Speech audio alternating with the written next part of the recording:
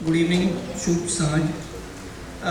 મિત્રો, આપણે અહીંયા આગળ ભેગા થયા છીએ માતૃવંદના પ્રોગ્રામ માટે. જસ્ટ તમને સહેજ એનું બેકગ્રાઉન્ડ આપું કે ઘણા બધાને ખબર છે કે મારા મધર 4 મહિના પહેલાં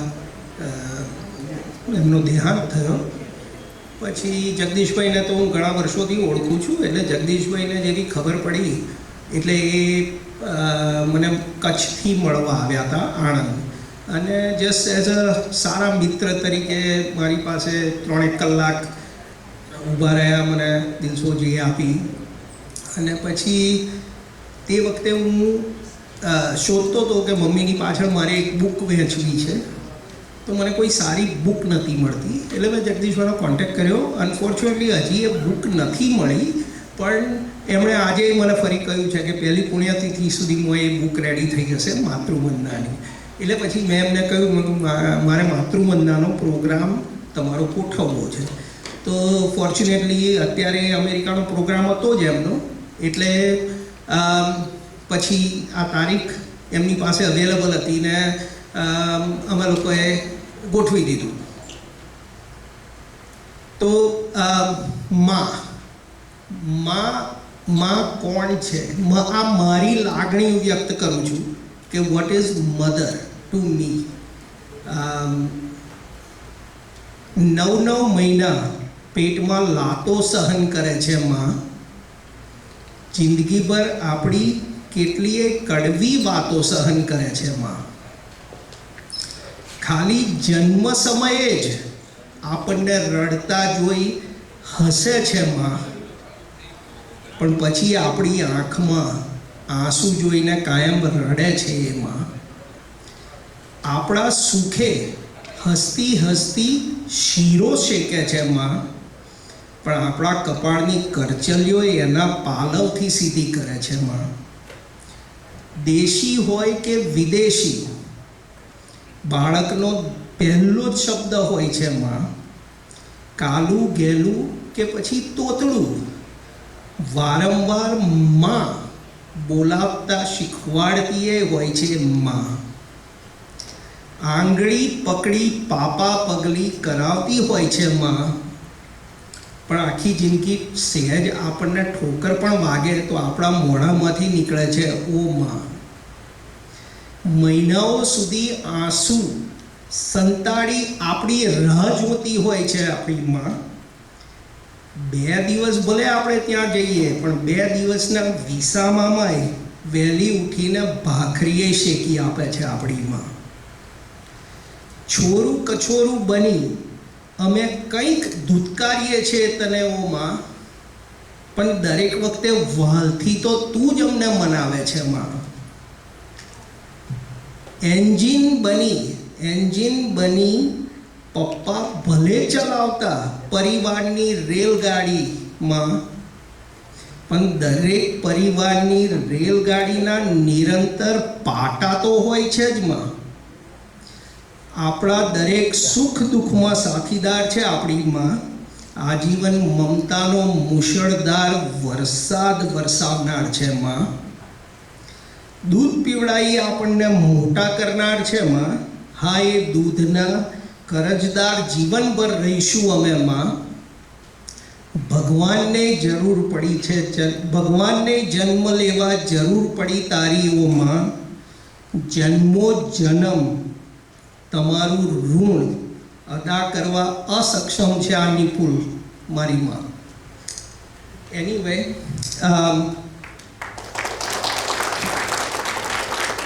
મારે ખાલી બસ 3-4 શબ્દ બીજા કહેવા છે કે માતૃવંદના, કોને કોને આપણે કહીએ છીએ તો જગતજનની માતા પહેલી, એને પ્રણામ મારા. ધરતી માતાને પ્રણામ. ભારત માતાને તો ઓબ્વિયસલી પ્રણામ. માતૃભાષા ગુજરાતીને મારા પ્રણામ. અને અહીં હાજર અને દુનિયાની દરેક માતાને મારા ખાસ પ્રણામ. હું એક એવો સદભાગી માણસ છું કે મને જિંદગીમાં 2 મમ્મી જોડે રહેવા મળ્યું છે. એક મારી મમ્મી, એક રૂપલની મમ્મી. ઓલવેઝ મારી અડધી જિંદગી પેલા મમ્મી જોડે ગઈ ને બાકીની અડધી જિંદગી અહીંયા આગળ મારા સાસુની જોડે. હા, એમની જોડે જરાક થાય પ્રોબ્લેમ, પણ ઓબ્વિયસ છે. પણ એનીવે, આજે જગદીશભાઈનું તો લાસ્ટ યર આપણે ઘણા બધાએ સાંભળ્યું હતું ને એન્જોય પણ કર્યા હતા. પણ આજે આપણી વચ્ચે એક એવી વ્યક્તિ હાજર છે કે જે જગદીશભાઈ કરતાં પણ મહાન છે. એ વ્યક્તિ એક એવી છે કે જગદીશભાઈએ તો 2017માં ભેખ લઈ લીધો કે હું આજથી ધોરા પહેરીશ ને 11 કરોડ રૂપિયા દાનમાં આપી દઈશ. પણ એ સ્વીકારવું અઘરું કોના માટે છે? તો એ છે નીતા ભાભી, જગદીશભાઈના વાઈફ. અહીં આપણી વચ્ચે છે ને આપણે સદભાગી છીએ કે એ અહીં આગળ આવ્યા છે આપણી વચ્ચે. તો એ નીતા ભાભી, તમને ડેફિનેટલી સલ્યુટ અમારા બધા તરફથી. એનીવે, હવે જગદીશભાઈનો પરિચય. જગદીશભાઈના પરિચયમાં તો આમાં તકલીફ શું થાય છે કે હું એમને 5 વર્ષથી તો 7 વર્ષથી ઓળખું છું. જેટલી વાર એમનો પરિચય લખવા જઈએ તો પછી એ કંઈક ને કંઈક નવું કરતા જ હોય છે અને 1-8 કરોડ ઉમેરાઈ જ જાય છે. આજ સુધીમાં એમણે 8 કરોડ રૂપિયા દાનમાં આપી દીધા. હવે 8 કરોડની ઘણા લોકોને ખબર ના પડે કે 8 કરોડ એટલે શું, પણ $1 મિલિયન. આપણે આખી જિંદગી અહીં આગળ કામ કરીએ, $1 મિલિયન ભેગા નહીં કરી શકતા. આ માણસે 8 કરોડ રૂપિયા તો દાનમાં આપી દીધા છે. એટલે જગદીશભાઈનો વધારે પરિચય હું નહીં આપી શકું. હું એના કરતાં એક વિડીયો તમને ચાલુ કરીને બતાડી દઉં અને પછી આપણે બધા જગદીશભાઈને સીધા આવકારીશું અહીંયા આગળ. એટલે મારા શાળા સાહેબને હું વિનંતી કરું કે હવે વિડીયો ચાલુ કરે. નમસ્કાર. અમેરિકાના પોતાના કાર્યક્રમોની સંપૂર્ણ આવકનું દાન કરે છે, તો તમારી જોરદાર તાલીઓના ગણગણાટથી રજૂ થાય ડોક્ટર જગદીશ ત્રિવેદી.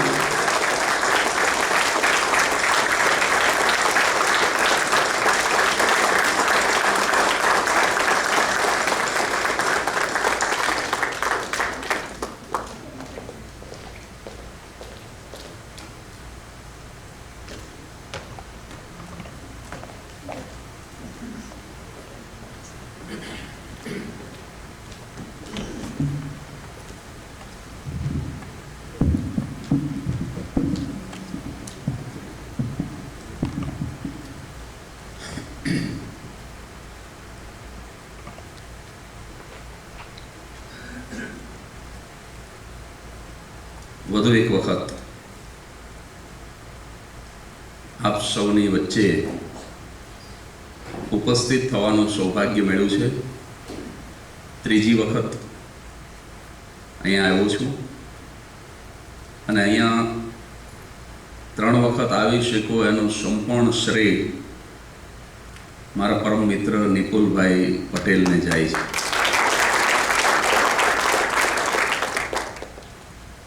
શરૂ કરીએ. વક્રતુંડ મહાકાય સૂર્યકોટિ સમપ્રભ નિર્વિઘ્નં કુરુ મે દેવ સર્વકાર્યેષુ સર્વદા સર્વે ભવન્તુ સુખિના સર્વે સંતુ નિરામયા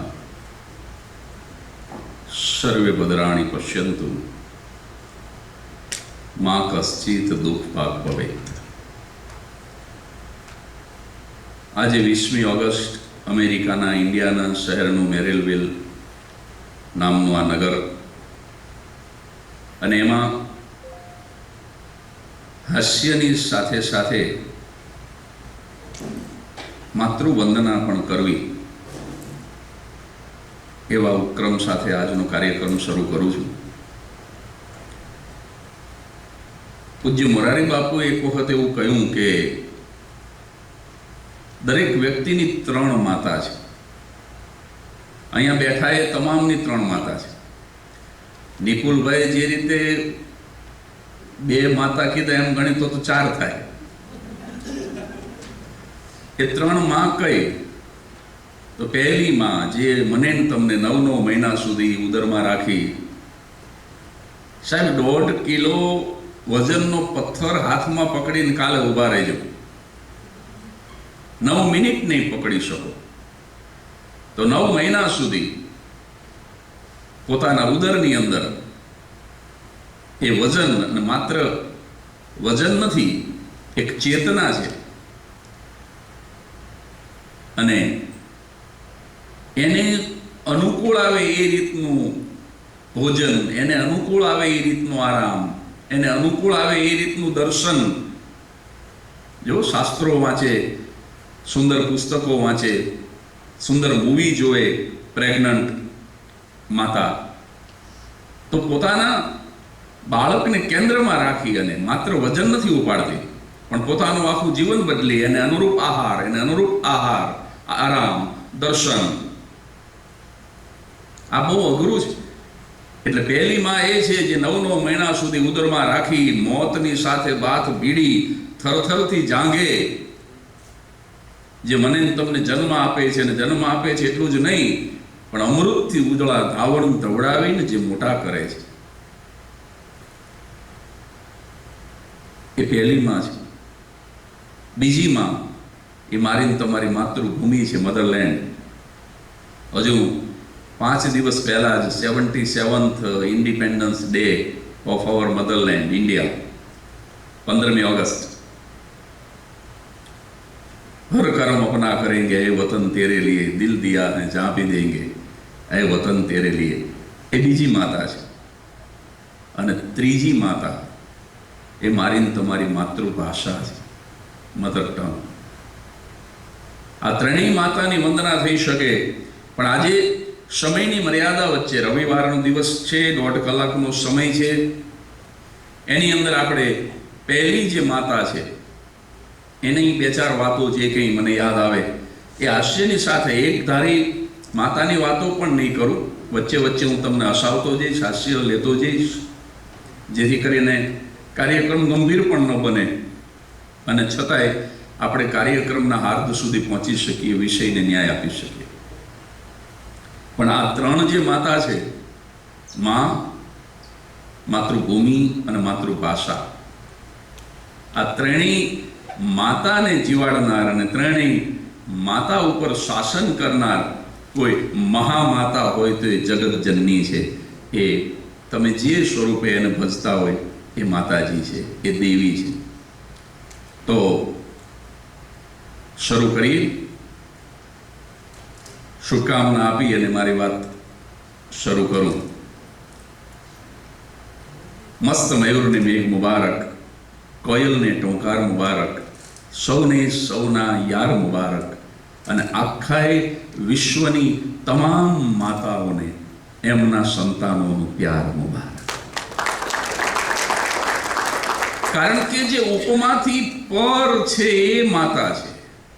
પહેલી વાત આજના કાર્યક્રમ,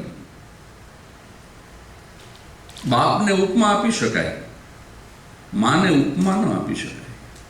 આપણે ત્યાં તમને ખ્યાલ જ હશે કે ઈશ્વર આવી અને એમ કે તમારા માતા અથવા પિતા બેમાંથી એકને મારે લઈ જવાના છે, એનો જીવ લઈ જવાનો છે, એનો આત્મા લઈ જવાનો છે, એનું મૃત્યુ નક્કી છે, બેમાંથી એકનું. બોલો તમારે કોને મારવા છે? આવી જ્યારે વાત આવે ત્યારે આપણે ત્યાં બહુ જૂની કહેવત છે, તમારામાંથી કોઈ બોલશે? બોલો.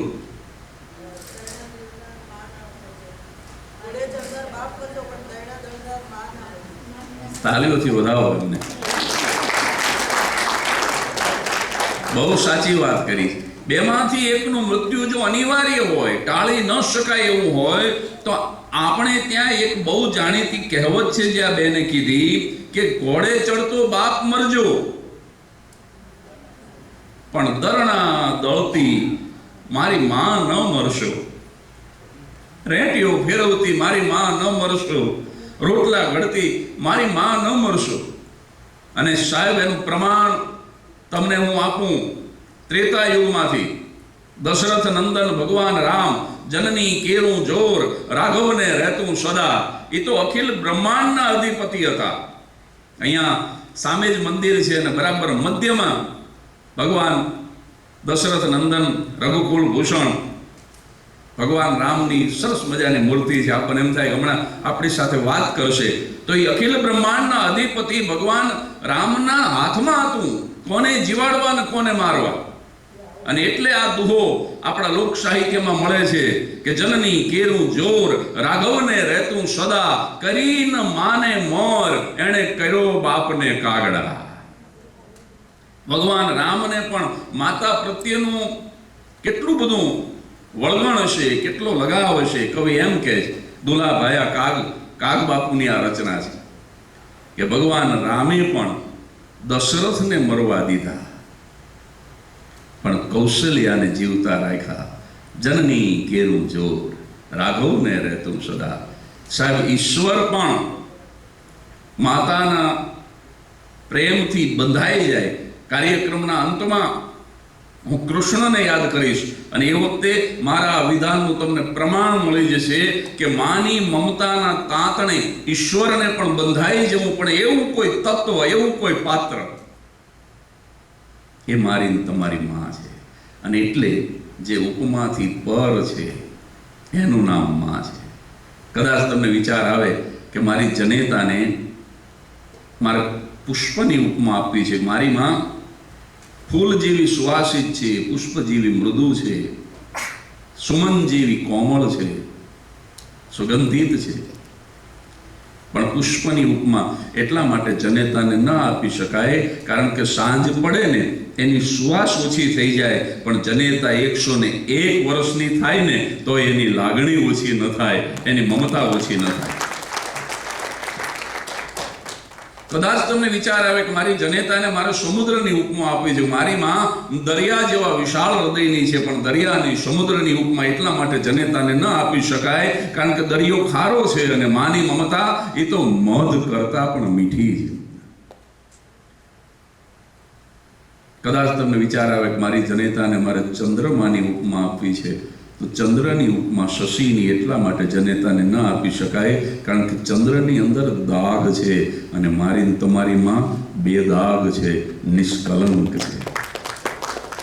આ રીતે હું ઘણા બધા શબ્દો લઈને લાંબુ કરી શકું, પણ મારે મેં કહ્યું એમ સમય મર્યાદામાં મારે હાસ્ય સાથે 4-5 વાતને ઝડપથી ખોલવી છે. એટલે હું ક્લાઇમેક્સ સુધી પહોંચી જાઉં આ વાતના કે ઈશ્વરની ઉપમા પણ જનેતા પાસે ટૂંકી પડે.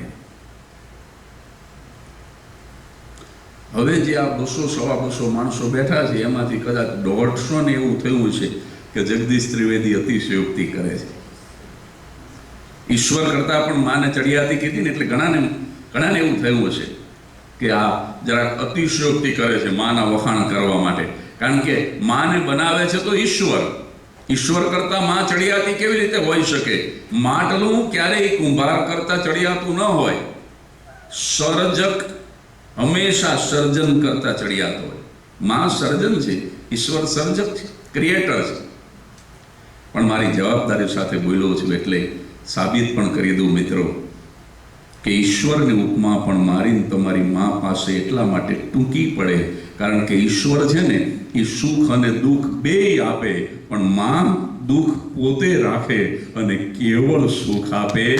એટલા માટે mother is better than God. માં કેવળ સુખ આપે સાહેબ. સુકામાં સુવાડે ભીને પોટી પોતે.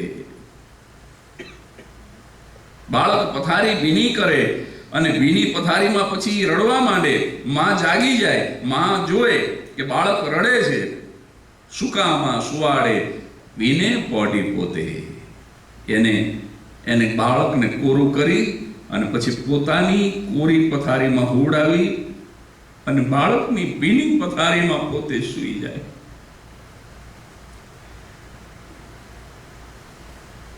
દુઃખ પોતે રાખે. નાનકડું બાળક હોય ને, કડવી દવા આપવાનું ડાક્ટરે કીધું હોય ને, પછી બાળકને કડવી દવા પાય તો થૂંકી નાખે. બાળકને એ ટેસ્ટ ભાવે નહીં, સ્વાભાવિક છે, એટલે કાઢી નાખે મોઢામાંથી, ગળામાં ન ઉતારે.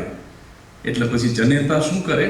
જ્યાંથી મળે જેટલું કડવું મળે પોતે ખાય. સતત કડવું ખાધા કરે. શું કામ? તો કે હું જો કડવાશ લઉં ને એ મારા ધાવણમાં થઈ અને મારા દીકરાના પેટમાં જતી રહે ને તો મારો દીકરો માંદો ન પડે. સુકામાં સુવાડે ભીને પોઢી પોતે પીડા પામ પંડે તજે સ્વાદ તોતે મને સુખી રાખવા કટુ કોણ ખાતું મહા હેત વાળી દયાળી જ માતું. ઈશ્વર તો રિસેશને આપે, ઈશ્વર તો કોરોના આપે. થોડું વાતાવરણ ગંભીર થઈ ગયું એટલે હળવાશ તરફ જયું. પાછો વચ્ચે વચ્ચે હું માતાને સ્પર્શ કરતો રહીશ, કારણ કે આ અઘરું છે. નરેન્દ્રભાઈ મોદીના માતુશ્રી હીરાબા, એની શ્રદ્ધાંજલિમાં પણ હું વડનગર જઈ અને મોદી પરિવારમાં હું મા વિશે બોલી આવ્યો. આ હું અહીંયા મા વિશેનો કાર્યક્રમ છે એટલે બોલું છું. બાકી આ 37મો કાર્યક્રમ છે આ ટૂરનો. ક્યારેય જાહેરમાં એવું કહેતોય નથી કે મોદી સાહેબના બાને હું શ્રદ્ધાંજલિ આપી આવ્યો. પણ આજે નિપુલભાઈના માતુશ્રી થોડા સમય પહેલા કલાબેન હિંમતભાઈ પટેલ, એમનું અવસાન થયું છે. એમને પણ હું યાદ કરું છું, કારણ કે નરેન્દ્રભાઈ કરતા નિપુલભાઈ મારા માટે વધારે મહત્વના. કારણ કે નરેન્દ્રભાઈ મારા મિત્ર નથી, આ મારો મિત્ર છે. અડધી રાત્રે એને ફોન કરું તો આવીને ઊભો રહે એવો માણસ છે. એટલે નરેન્દ્રભાઈ પ્રત્યે તો લાગણી હોય જ, પણ નિપુલભાઈ ઉપર વિશેષ લાગણી છે, કારણ કે મિત્ર છે. એટલે પાછું થોડું વાતાવરણ હળવું કરી આ કોરોનાની જ વાત લઈને, લોકડાઉનમાં એક કૂતરું મારા ઘરના દરવાજે આવીને માથા પટકાડે, કમ્પાઉન્ડના દરવાજે. હું બહાર નીકળ્યો લોકડાઉનમાં. મેં કીધું તને શું તકલીફ છે? તે માણાની જેમ બોલવા માંડ્યું મને કે મોદી સાહેબને ફોન કરો ને, લોકડાઉન ક્યારે પૂરું થાય છે?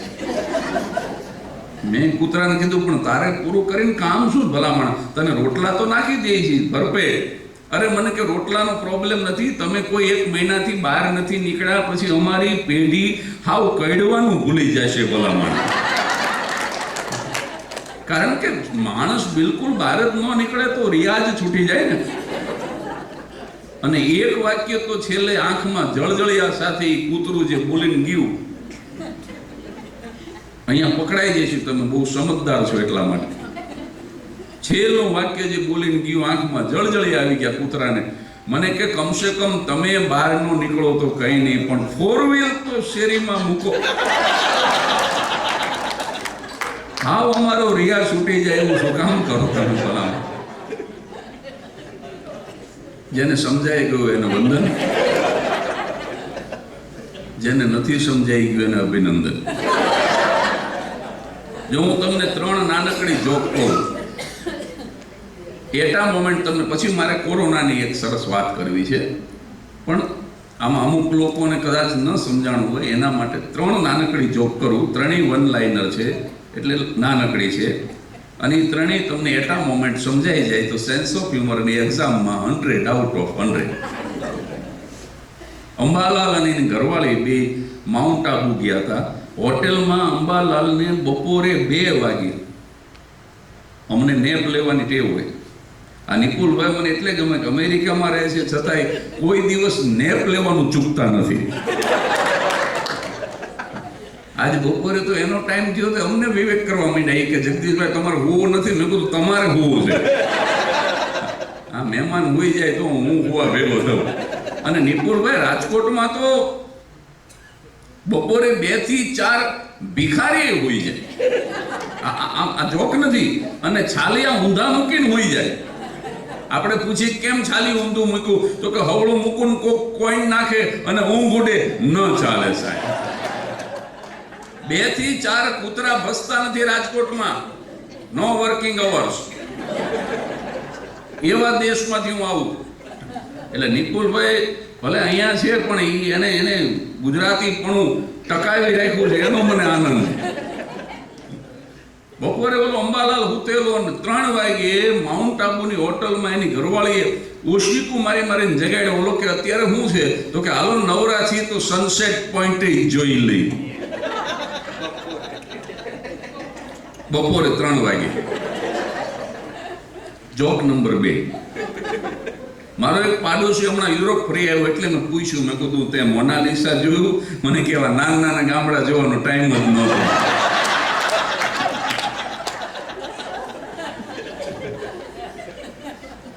અને જોક નંબર 3 આ બધાને સમજાઈ જશે, કારણ કે આ બે જોક કીધી ને એટલે તમે છે ને સેન્સ ઓફ હ્યુમરના કવરેજમાં આવી ગયા. આનું મોબાઈલ જેવું કામ છે સાહેબ. હવે તમે કવરેજમાં આવ્યા. જોજો આ ફૂટે આ ત્રીજી. રાજકોટમાં એક ભાઈ ઘોડા ઉપર આમ ઊંધો બેઠો, પૂંછડા બાજુ મોઢો રાખીને. મેં કીધું આ ઊંધો કાં બેઠો? મને કે આ ઘોડો હોનાની વીંટી ગળી ગયો.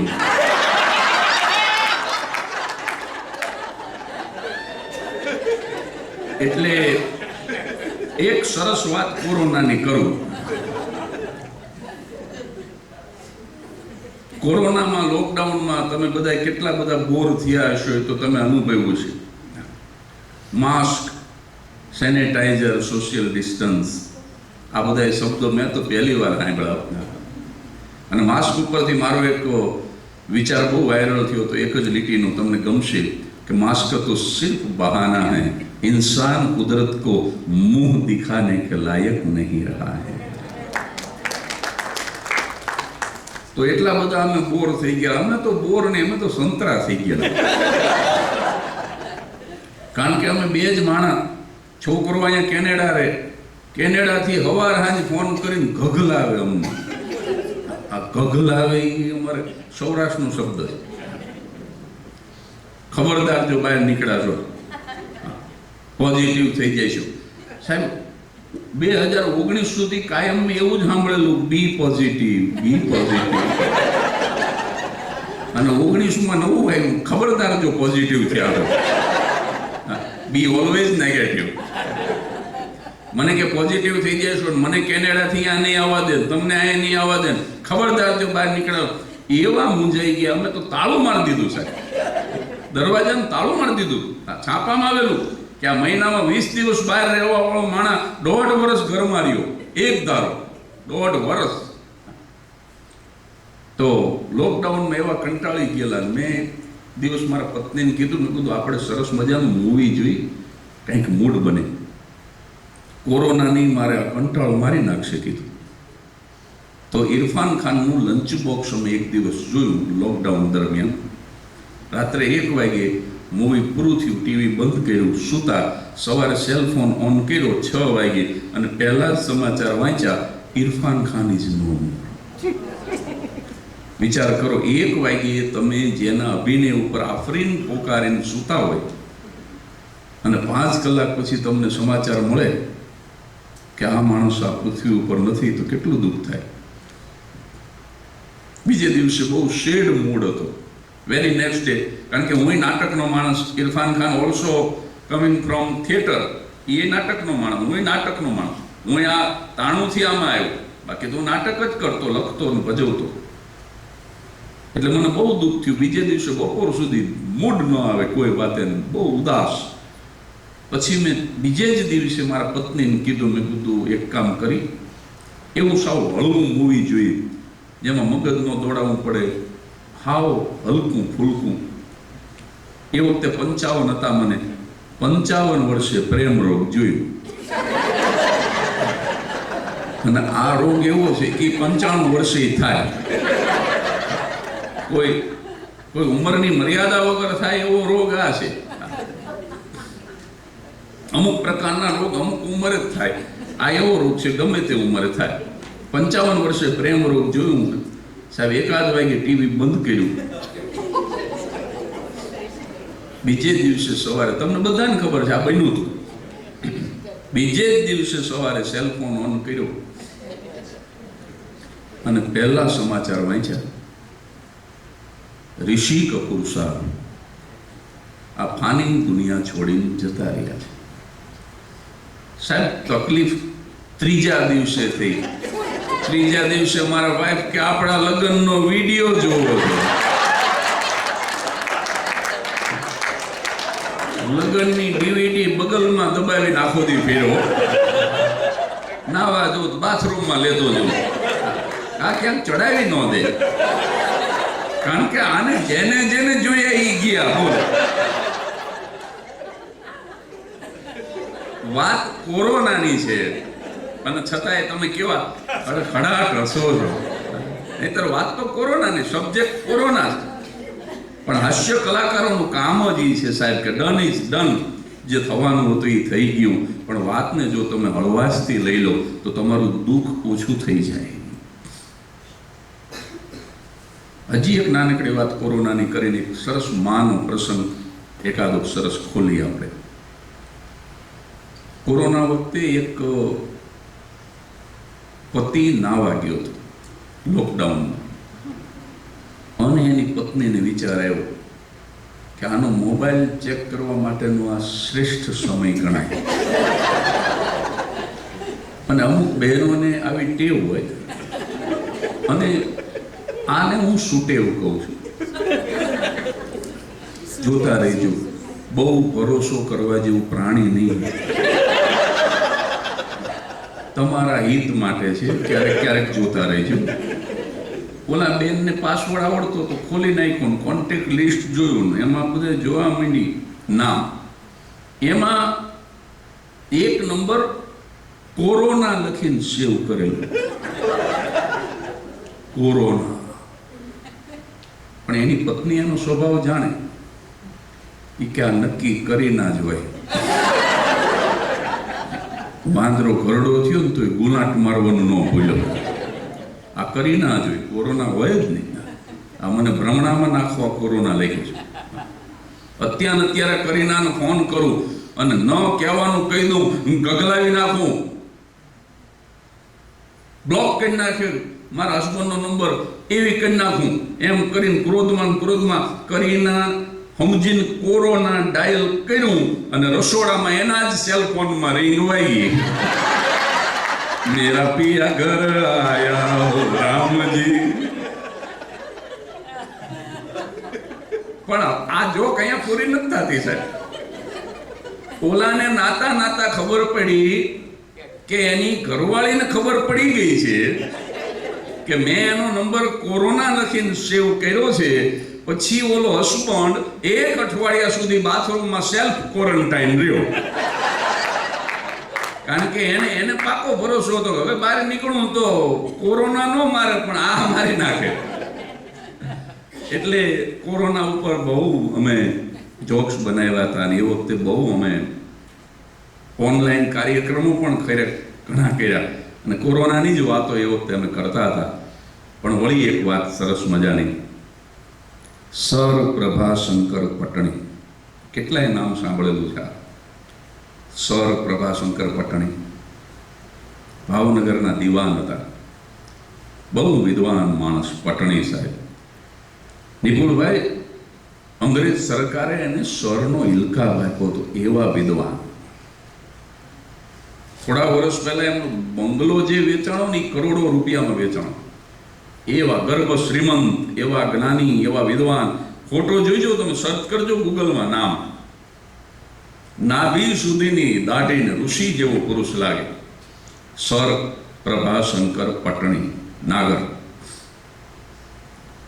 ભાવનગરના દીવાન, ખૂબ વિદ્વાન.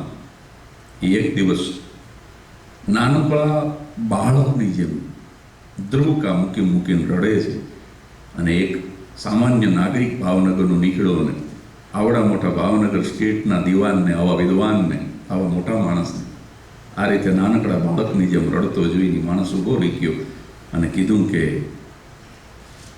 આવી રીતે કેમ રડો છો તમે?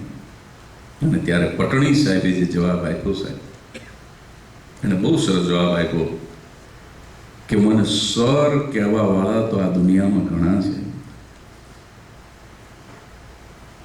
મને દીવાન સાહેબ કહેવા વાળા આ દુનિયામાં ઘણા છે, મને પટણી સાહેબ કહેવા વાળા આ દુનિયામાં ઘણા છે, પણ એક વ્યક્તિ એવી હતી જે મને પભો કહેતી. એક જ વ્યક્તિ આ આખી પૃથ્વી ઉપર હતી જે મને પભો કહેતી. એ મને પભો કહેનારી મારી માં આજે સવારે મરી ગઈ ને, એટલા માટે થઈને રડું છું કે હવે મને કોઈ પભો નહીં કે. સાહેબ, તુંકારો જનનીનો જેટલો વાલો લાગે ને એટલું કદાચ બીજા આપણને સાહેબ કહે ને, કદાચ બાપ કહે ને, તો તો એ એટલું મીઠું ન લાગે, એટલું વાલું ન લાગે. અને એટલે ભગત બાપુના એક બીજા દુહાની અંદર આપણે લખ્યું છે કે અમૃત ભરેલ આપ તું તુકારા જનની તણા. આ ભગત બાપુ એટલે કવિ દુલા ભાયા કાગ. એણે એમના માતુશ્રીનું જ્યારે અવસાન થયું ત્યારે રડતા રડતા જે દુહાઓ લખ્યા એમાંથી હું આ 4-5 દુહાઓ આ કાર્યક્રમ દરમિયાન જ્યાં જ્યાં મને અનુકૂળ આવશે ત્યાં હું તમારી સામે રજૂ કરીશ બોલીને. આમ તો આ ગાઈને રજૂ કરવાની વસ્તુ જ, પણ એ એક એક દુહા વેદની રૂચા જેવા, એક એક દુહા ઉપર 1 કલાક બોલી શકાય, એક જ દુહા ઉપર. પણ મેં કીધું ને, હું સ્પષ્ટ કરું છું ખાલી, એમાં બહુ ઊંડો નથી ઉતરતો. અમૃત ભરિયલ આ તું તુકારા જનની તણા, મન બીજા ભણતા બાપ ઈ કોરા આખર કાગડા. હે ઈશ્વર, મને મારી માનો અમૃત ભરેલો તુકારો આપ. મારે ઈ સાંભળવો, બહુ સાંભળવું છે. સર નહીં, દિવાન સાહેબ નહીં, પટણી સાહેબ નહીં. અમૃત ભરેલ આપ તું તુકારા જનની તણા, મને બીજા ભણતા બાપ. બીજા મને બાપ કહે, મને સાહેબ કહે, આખું ભાવનગર. પણ ઈ કોરા આખર કાગડા, અને અડીન જગની આગ તારા ખોળે ખેલતા. સાહેબ, માના ખોળામાં બાળક સૂતું હોય ને ત્યાં સુધી આધિ, વ્યાધિ કે ઉપાધિ, આ 3માંથી એકયની તાકાત નથી કે બાળકને સ્પર્શ કરી શકે. દુનિયાના કોઈ દુઃખની તાકાત નથી કે બાળકને સ્પર્શ કરી શકે. જ્યાં સુધી માના ખોળામાં સૂતું હોય, અડીન જગની આગ તારા ખોળે ખેલતા, એનો કરીને ત્યાગ. હવે મારું કાળ જ ફળગે કાગડા. એ માં, જ્યાં સુધી હું તારા ખોળામાં સૂતો હતો ત્યાં સુધી દુનિયાના કોઈ દુઃખની તાકાત નહોતી કે મને સ્પર્શી શકે. પણ એનો કરીને ત્યાગ.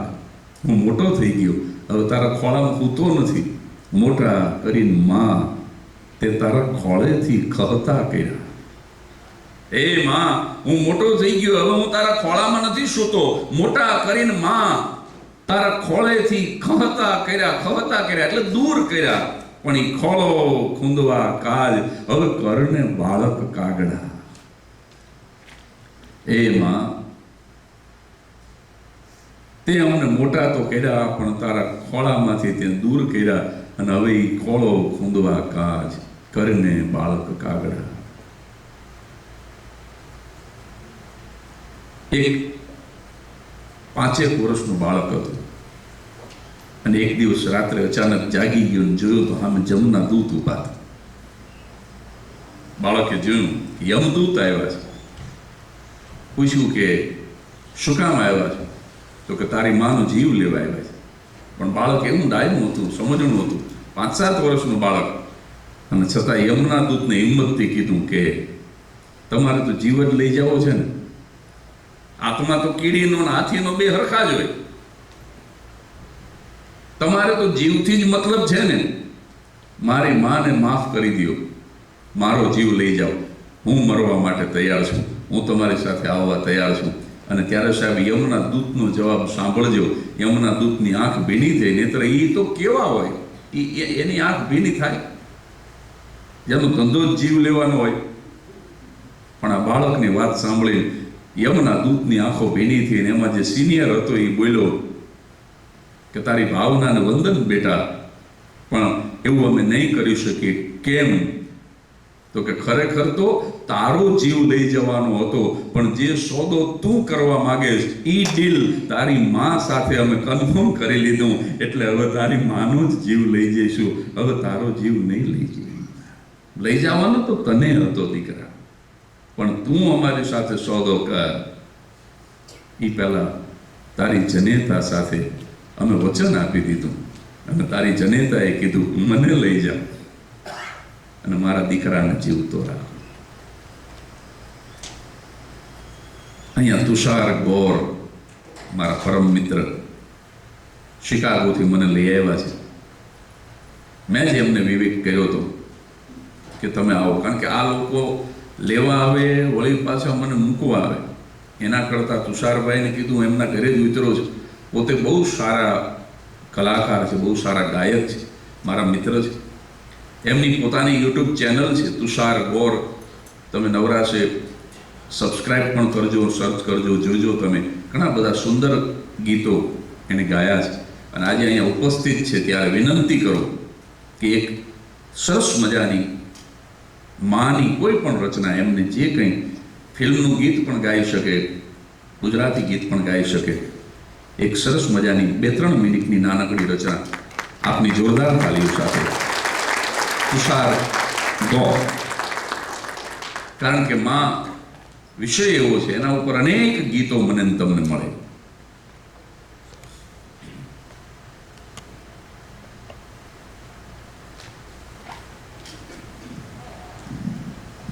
હલો,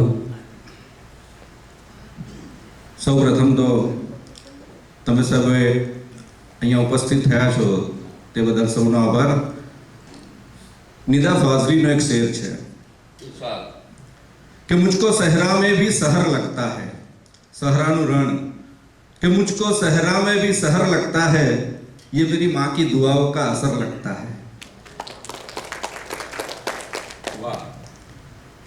એક ગીત જે બધાએ તમે સાંભળેલું જ હશે, ખાલી 2 પંક્તિ તમને સંભળાવું. दुखन लागी है माँ तेरी अखियाँ, दुखन लागी है माँ तेरी अखियाँ, मेरे लिए जागी है तू, मेरे लिए जागी है तू, सारी सारी रतियाँ मेरे हंसने पे, मेरे रोने पे तू बलिहारी है. ओ माँ, ओ माँ, ओ माँ, ओ माँ, अपना नहीं तुझे सुख दुख कोई, अपना नहीं तुझे सुख दुख कोई, मैं मुस्काया तू मुस्काई, मैं मुस्काया तू मुस्काई, मैं रोया तू रो दी, मेरी निंदिया पे अपनी निंदिया भी तूने वारी है. ओ माँ, ओ माँ, ओ माँ, ओ माँ. आज अंतिम पंक्ति છે બહુ સરસ છે. माँ बच्चों की जान होती है, माँ बच्चों की जान होती है, वो होते हैं किस्मत वाले, वो होते हैं किस्मत वाले, जिनकी माँ होती है. कितनी सुंदर है, कितनी शीतल है, न्यारी न्यारी है. ओ माँ, ओ माँ, ओ माँ, ओ माँ. Thank you.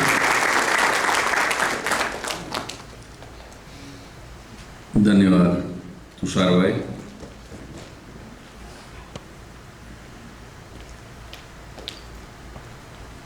એક વખત તાલીઓથી વધાવી આપણે. અમારા અંબાલાલ ને સુહાગરા તેની ઘરવાળીએ કીધું કે એકાદું ગીત ગાવ ને ગાવ ને આ ગાયું ઉભાઈ ગયા. બોલ, તું કિતની અચ્છી હે, તું કિતની પ્યારી હે, ત્યાં સુધી તો રાજી થઈ. ઓલી ભાલીએ કીધું તોય દાંત કાઢ્યા, પણ છેલ્લે અંબાલાલ કે ઓ માં, પછી ઓલી રોવા માંડી. પાછો અંબાલાલે વિવેક કર્યો, એકાદું તું ગા. અને એને જે ગાયું એ સાંભળીને અંબાલાલને 3 દી તાવ રહ્યો. ભૈયા મેરે રાખી કે બંધન કો નિભાના, ભૈયા મેરે છોટી બહેના કો ના ભૂલાના. બોલો કે બાંધી જ દે. હમણાં એક લગ્નના કાર્યક્રમમાં કોઈ બહેનોએ કપાળમાં ચાંદલો નહીં કરેલો. મેં કીધું આમ કેમ? મને કે કંકોત્રીમાં જ લખ્યું ચાંદલાની પ્રથા બંધ છે. હમણાં મેં કંકોત્રી વાંચી, મૂર્તિઓ 4 ધોરણની કન્યા બીકોમ. મેં કીધું મૂર્તિઓ 4 ધોરણની કન્યા બીકોમ? મને કે બીકોમ એટલે બીજી કોમની. અંબાલાલની ઘરવાળી એકવાર ચટક મટક તૈયાર થઈને બહાર જતી હતી. અંબાલાલ કે કઈ બાજુ? તો કે મારી બેનપણીનું વેલ્ડિંગ છે. અંબાલાલ કે અંગ્રેજી નો આવડતું હોય તો નો બોલાય, વેડિંગ કહેવાય, વેડિંગ, વેલ્ડિંગ નહીં.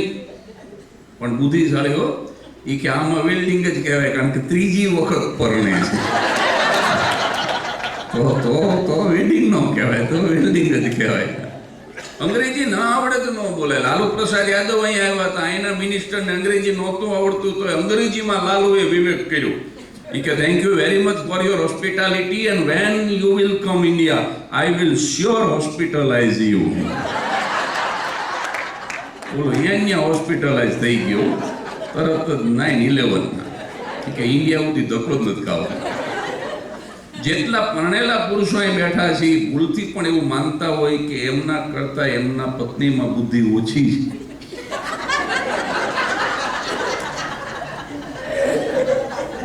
તો આજે 20મી ઓગસ્ટ 2023 વિચાર બદલી નાખજો. અમારા નિપુણભાઈએ તો પરિણાતિથી સ્વીકારી લીધું છે કે મારા કરતા રૂપલમાં બુદ્ધિ વધારે છે. અને જેટલા ન સ્વીકારતા હોય એને હું આજ સ્વીકારવું પડે એ હું સાબિત કરી દઉં. આમ તો 2-3 કલાક સુધી બોલીએ કે બહેનોની બુદ્ધિ વિશે, પણ એકાદ દાખલો તો આપી જ દઉં. જો ભાઈઓ, બહેનોની બુદ્ધિ જોઈએ. આપણા બધા કપડા બહેનો પહેરી શકે.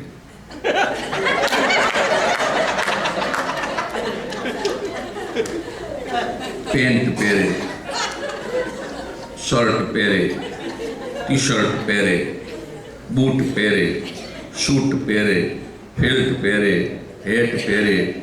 આ હળંગ બટન વાળા જે શર્ટ છે આ તો કાયદેસર આપણા કે નહીં?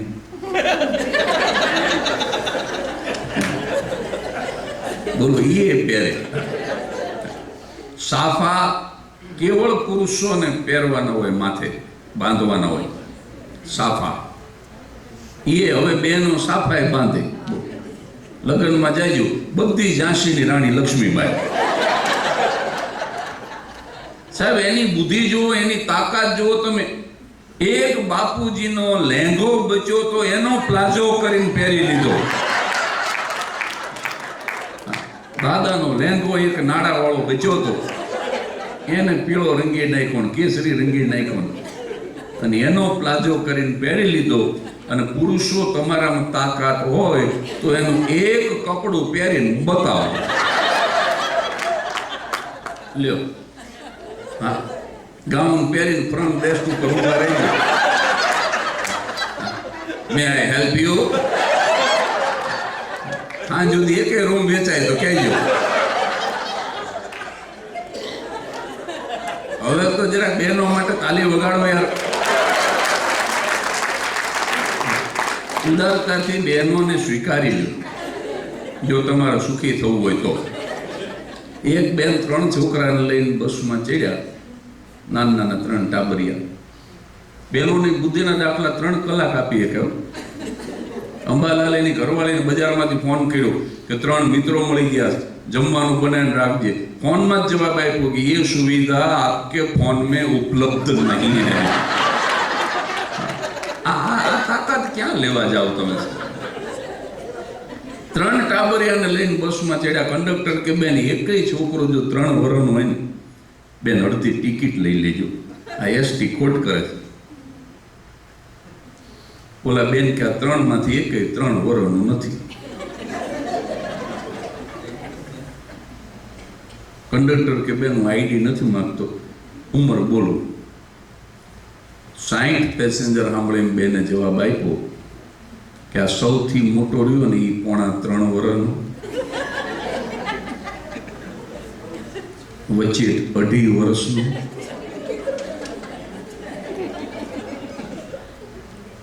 સૌથી નાનો 2.5 વર્ષનો.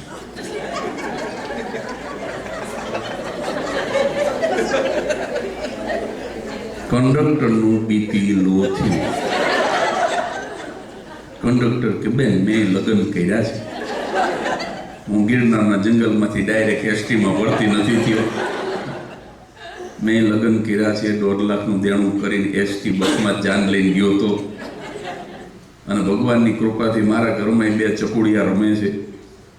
તમારે ટિકિટ ન લેવી હોય તો કાંઈ નહીં, ખોટું ન બોલો બેન, ખોટું ન બોલો. મને એટલી તો ખબર પડે કે 3 મહિનાના ફેરમાં ભગવાન દીકરા ન આપે. ઓલા બેન કે શું કામ નો આપે? મોટો મારી જેઠાણીનો, વચેટ મારો ને નાનો મારી દેરાણીનો. કંડક્ટર બેલ વગાડીને વગડા ઉતરી ગયો. બેન બસે તમે લઈ જાઓ. ડ્રાઈવર દિલુભાન ઉતાર લીધા, તમે ઉતરો. કેમ? તો કે આ બેન બસ હાંકીને જતા રહે છે. એટલે બહેનોમાં અદ્ભુત બુદ્ધિ છે સાહેબ. ભૂલથી પણ એવું માનવાની જરૂર નથી બહેનો બુદ્ધિ ઓછી હોય. બહેનો પાસે બુદ્ધિ છે, બહેનો પાસે રૂપિયા છે, બે છે.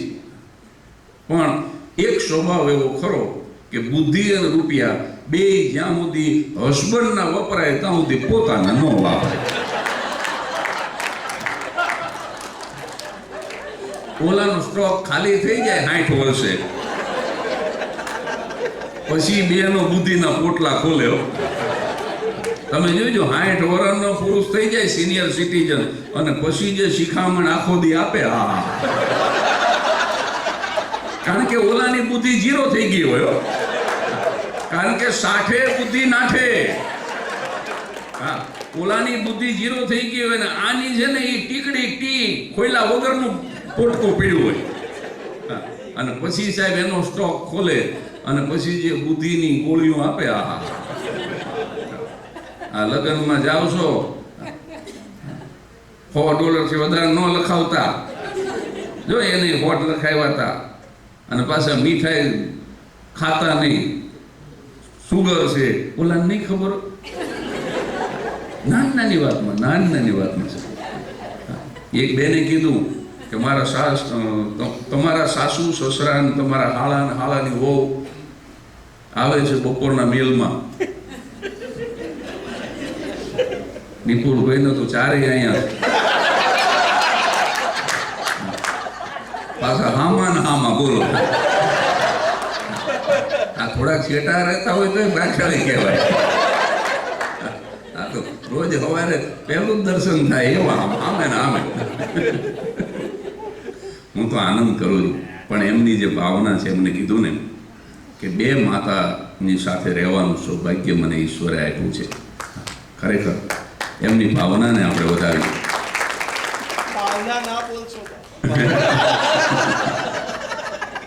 કોઈ છે નહીં ને.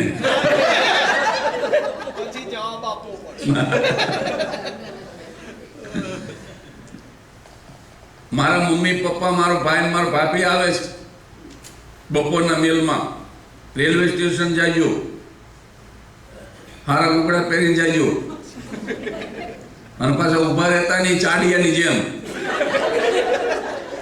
જેવા નીચે ઉતરે એટલે પગે લાગજો, સામાન ઉપાડી લેજો, અને પાછા મોઢામાં મગ ભેર્યા હોય એમ ઉભા રહેતા નહીં. તરત જ કહેજો કે તમે આવ્યા એ અમને બહુ ગમ્યું, અમે વરસાદની જેમ તમારી રાહ જોતા હતા, હવે આવ્યા છો તો 1 મહિનો રોકાજો. આવું બધું બોલજો.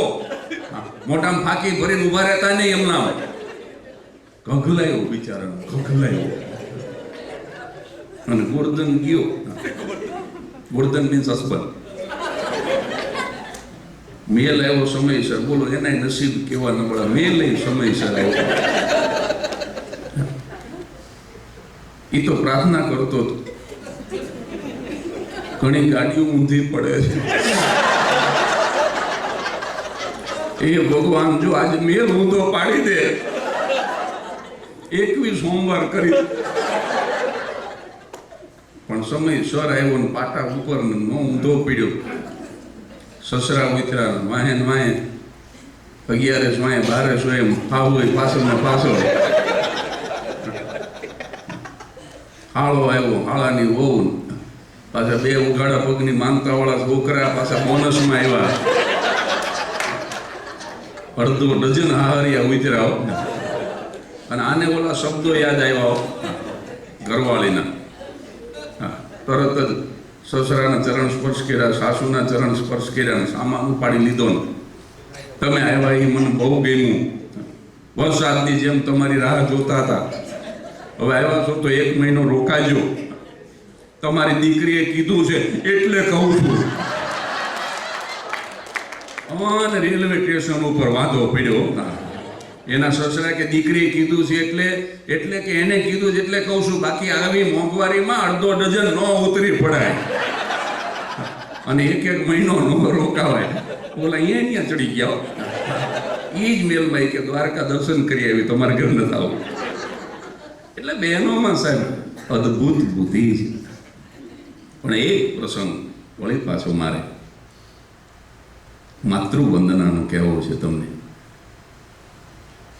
હાથમ આઠમના મેળા, 3 કલાકની મેદની, એક પતિ, એક પત્ની અને એનો 5 વર્ષનો દીકરો ત્રણેય મેળાની અંદર ફરવા માટે થઈને ગયા હતા. અને એવી ગીડતી થઈ, એવી તકામુકી થઈ કે જનેતાની આંગળીએથી એ 5 વર્ષનો દીકરો વિખૂટો પડી ગયો, ખોવાઈ ગયો.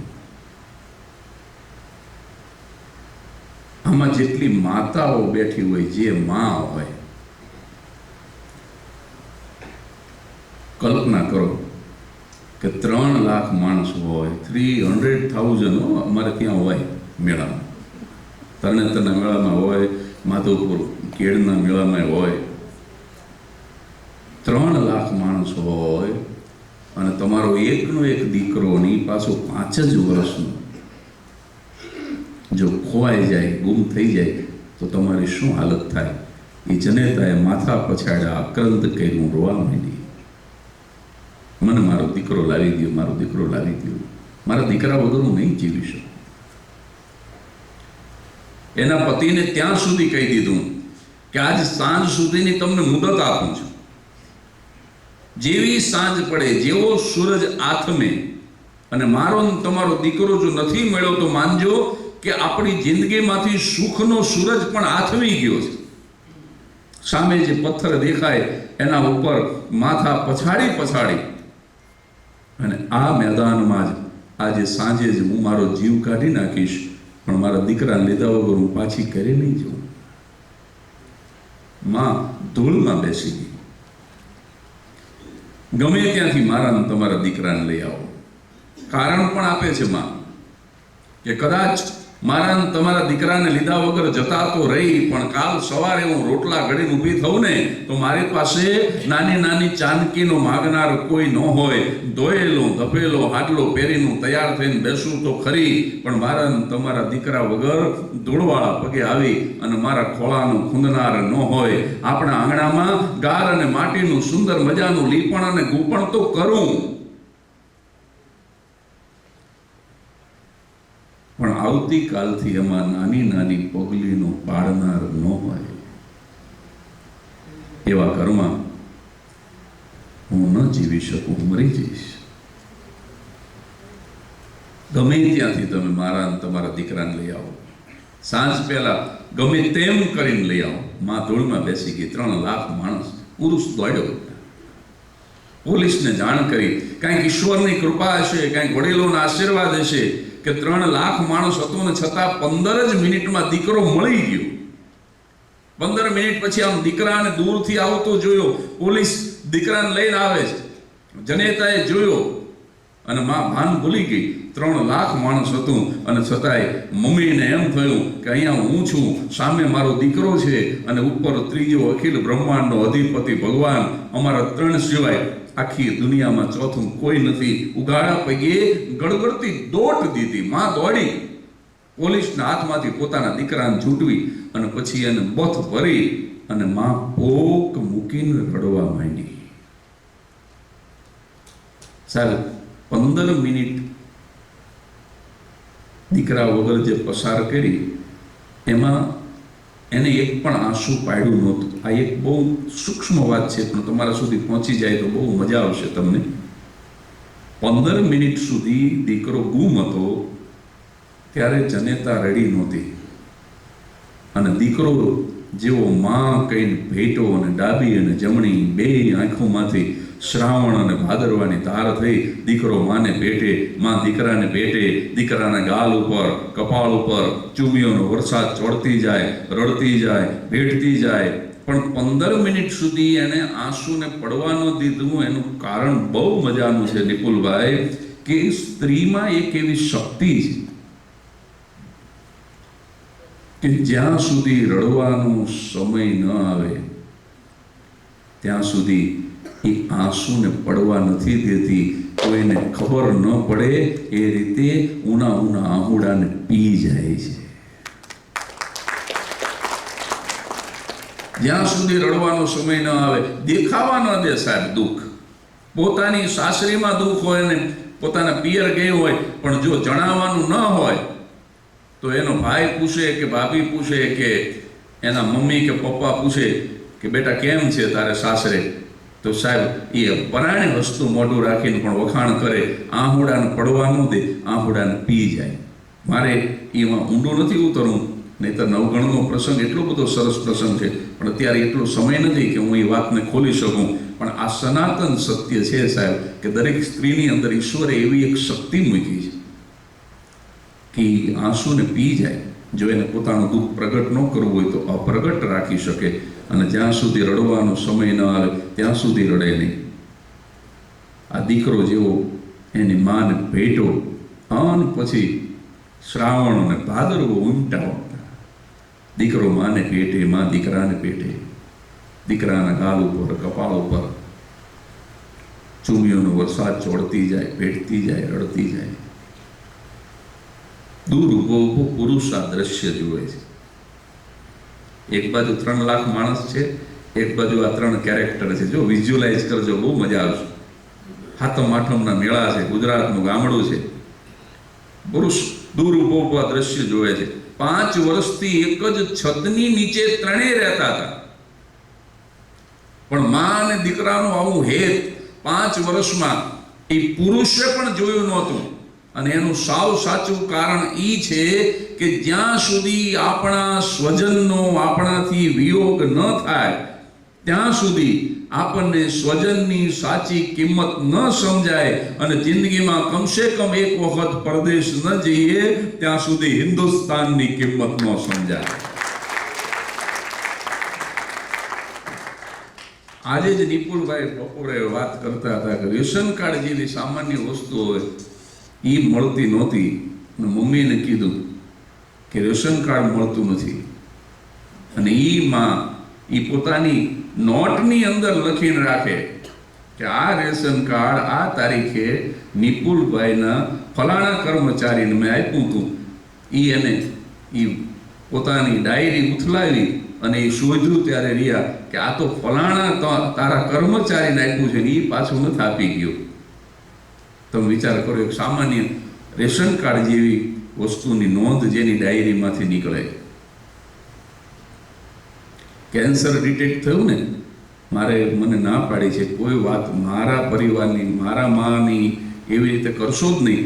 સમગ્ર આજે દર્શકો છે એ બધાના માતુશ્રીની વંદના કરવા આપણે ભેગા થયા છીએ. જેની માતાઓ જીવે છે એને પ્રણામ, અને જેની માતાઓ સ્વર્ગસ્થ છે એને શ્રદ્ધાંજલિ આપવા માટે એક સામૂહિક માતૃવંદના છે. મને કે આ વ્યક્તિગત લેશો અને મારું નામ ન લેશો, પણ આ એક નાનકડી વાત હું બોલ્યા વગર રહી નથી શકતો. કેન્સર ડિટેક્ટિવ કલાબેન હિંમતભાઈ પટેલને હવે દીકરો કઈ રીતે માને કે રિપોર્ટ પોતાની પાસે આવી ગયો હોય, એની જગ્યાએ તમે હોય તો તમે કેવી મૂંઝવણ અનુભવો. ખાલી કલ્પના કરો, મમ્મીને કહેવાનું હોય કે મારો રિપોર્ટ આવી ગયો છે, તને કેન્સર.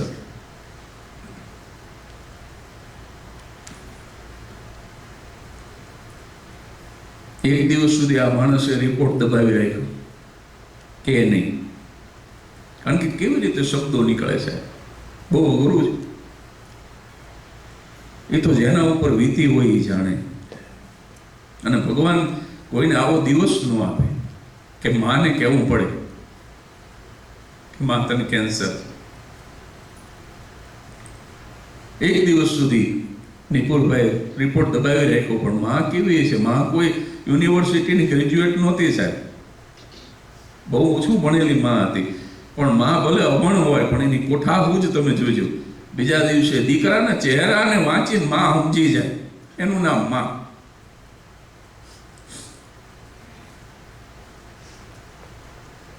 બીજા દિવસે દીકરાને બોલ્યો, પહેલા અહીંયા આવો, બેસ. બેઠો આ કે મને ખબર છે મને કેન્સર છે.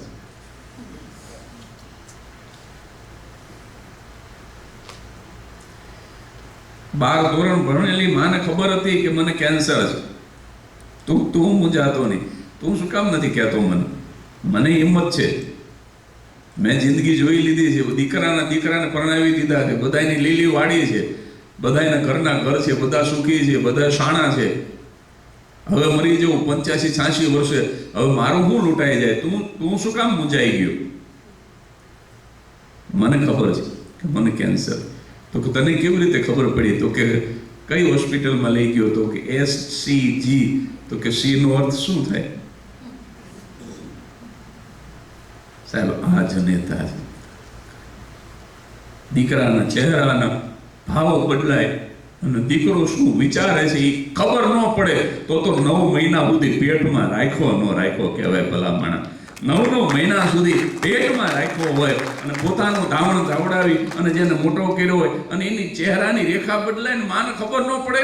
અરે સાહેબ, વિજ્ઞાન સ્વીકારે કે ન સ્વીકારે, પણ હું જગદીશ ત્રિવેદી કોન્ફિડન્સ સાથે, આત્મવિશ્વાસ સાથે હું કહું છું કે દીકરો અમેરિકામાં હોય, દીકરો કેનેડામાં હોય, માં હિન્દુસ્તાનમાં હોય અને સાહેબ દીકરો માંદો પડે કે દીકરા ઉપર આફત આવે ને, જનેતાનો જીવ ચૂથાવા માંડે. આમાં ફોન કરે કે બેટા કાંઈક તકલીફમાં છું, કેમ? તો કે આજ મને ગમતું નથી, આજ મને ખાવું ભાવતું નથી. આમાં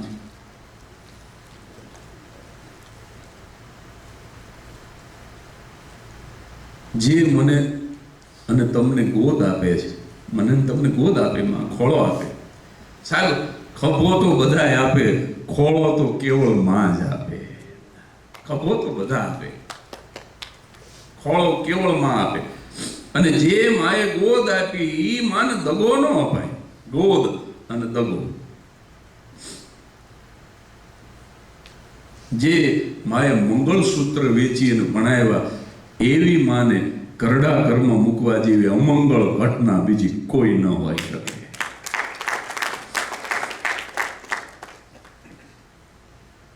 જે જનેતાએ સાહેબ ભીની પથારીમાં પોતે હોય અને તમને હુકામાં હુવડાવ્યા, અને એ જનેતાને જો બુઢાપામાં દુઃખ આપી અને એની આંખ ભીની કરીએ ને, તો એનાથી મોટું પાપ બીજું કોઈ ન હોઈ શકે.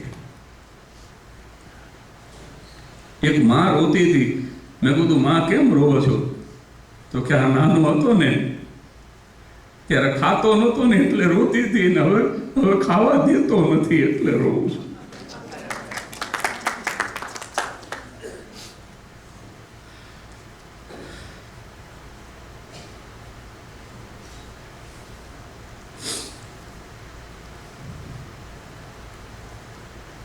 नौ महीना उदर में उठा कर चली, सुत के पालन में खुद को भुला कर चली. ऐसी मैया के चरणों को छुआ तक नहीं, गंगा मैया नहाने से क्या फायदा. कभी प्यासे को पानी पिलाया नहीं, बाद अमृत पिलाने से क्या फायदा. મા બાપ રડે ને ત્યારે યાદ રાખજો, મા બાપની આંખમાંથી જ્યારે આંસુ પડે ને ત્યારે આંસુ નથી વહેતા, સંતાનોનું પુણ્ય વહી જાય છે. ભગવાનને ભજવાથી માં નહીં મળે, મળીને હરને માં, અને તેથી પરમેશ્વર પશુ થયા. જો વરા અવતાર, કચ્છ અવતાર, મચ્છ અવતાર, નૃસિંહ અવતાર, આ જેટલા અવતાર થયા કે જેમાં માનવ માં ન મળી, અને એક પણ અવતારના એટલા મંદિર ન થયા, એના એટલા ભક્તો ન થયા. પણ કૃષ્ણ જ્યારે દેવકીની કુખેથી અવતર્યો, મળીને હરને માં, અને તેથી પરમેશ્વર પશુ થયા. પણ જાયો જશોદાનો લાલ, ઈ કાન કહેવાણો કાગડા, ભગવંતને ભજતા કદી મહાએશ્વર આવી મળે. પણ મળે ને એક જ માં, ઈ કોટી ઉપાય કાગડા. સાહેબ, ભગવાનને ભજવાથી માં ન મળે, માને ભજવો તો ભગવાન મળે. ભગવાનને ભજો તો માં ન મળે. ભગવંતને ભજતા કદી મહાએશ્વર આવી મળે. મળે ને એક જ માં, કોટી ઉપાય કાગડા.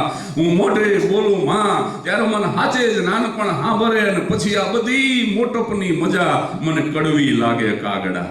એક વખત મારા મોઢામાંથી માં શબ્દ નીકળી જાય, અને હું મારા બાળપણમાં જતો રહું, શૈશવમાં જતો રહું, ભૂતકાળમાં જતો રહું, અને એ ભૂતકાળમાં મારા બાળપણમાં કરેલી જે બધી મજાઓ મને યાદ આવે ને, અને પછી આ બધી મોટપની મજા એ મને કડવી લાગે કાગડા. અહીંયા ગમે એવા હાઉસ હોય, ગમે એવી ગાડી હોય, ગમે એવા સ્ટોર હોય, અને ગમે એવા રૂપિયા હોય સાહેબ, પણ અહીંયા બેઠેલી દરેક વ્યક્તિને એનું બચપણ જેટલું વૈભવી લાગતું હોય છે, એટલો બુઢાપો કે યુવાની નહીં લાગતા હોય. કારણ કે માં તમારી સાથે હતી. સાહેબ, બચપણ અને બુઢાપામાં આ જ તફાવત છે કે બચપણમાં આંખમાં આંસુ આવે અને તરત જ માં યાદ આવે. બચપણમાં આંખમાં આંસુ આવે અને તરત જ માં યાદ આવે. બુઢાપામાં પહેલા માં યાદ આવે અને પછી આંખમાં આંસુ આવે.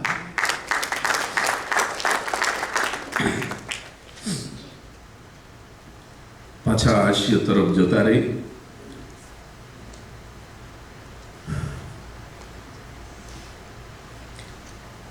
અંબાલાલને અમારા સાહેબે પૂછ્યું, તારો જન્મ કઈ સાલમાં થયો હતો? તો કે સાહેબ, હું સાલમાં નહીં, હું તો ગોદડીમાં જઈને. સાહેબ કે આ વીજળી ક્યાંથી આવે? તો કે મારા મામાને ઘરેથી આવે. કે આ વીજળી ક્યાં? કે શેના ઉપરથી કહે? તો કે જ્યારે જ્યારે લાઈટ જાય ને ત્યારે મારા બાપા એમ કહે છે કે એ મારા હાળાએ બંધ કર્યું. મને એમ લાગે મારા મામા સ્વિચ ઓફ કરતા હોવા જોઈએ. આ મારું ગળું ખોલવા માટે મેં 2 ચોક કીધી.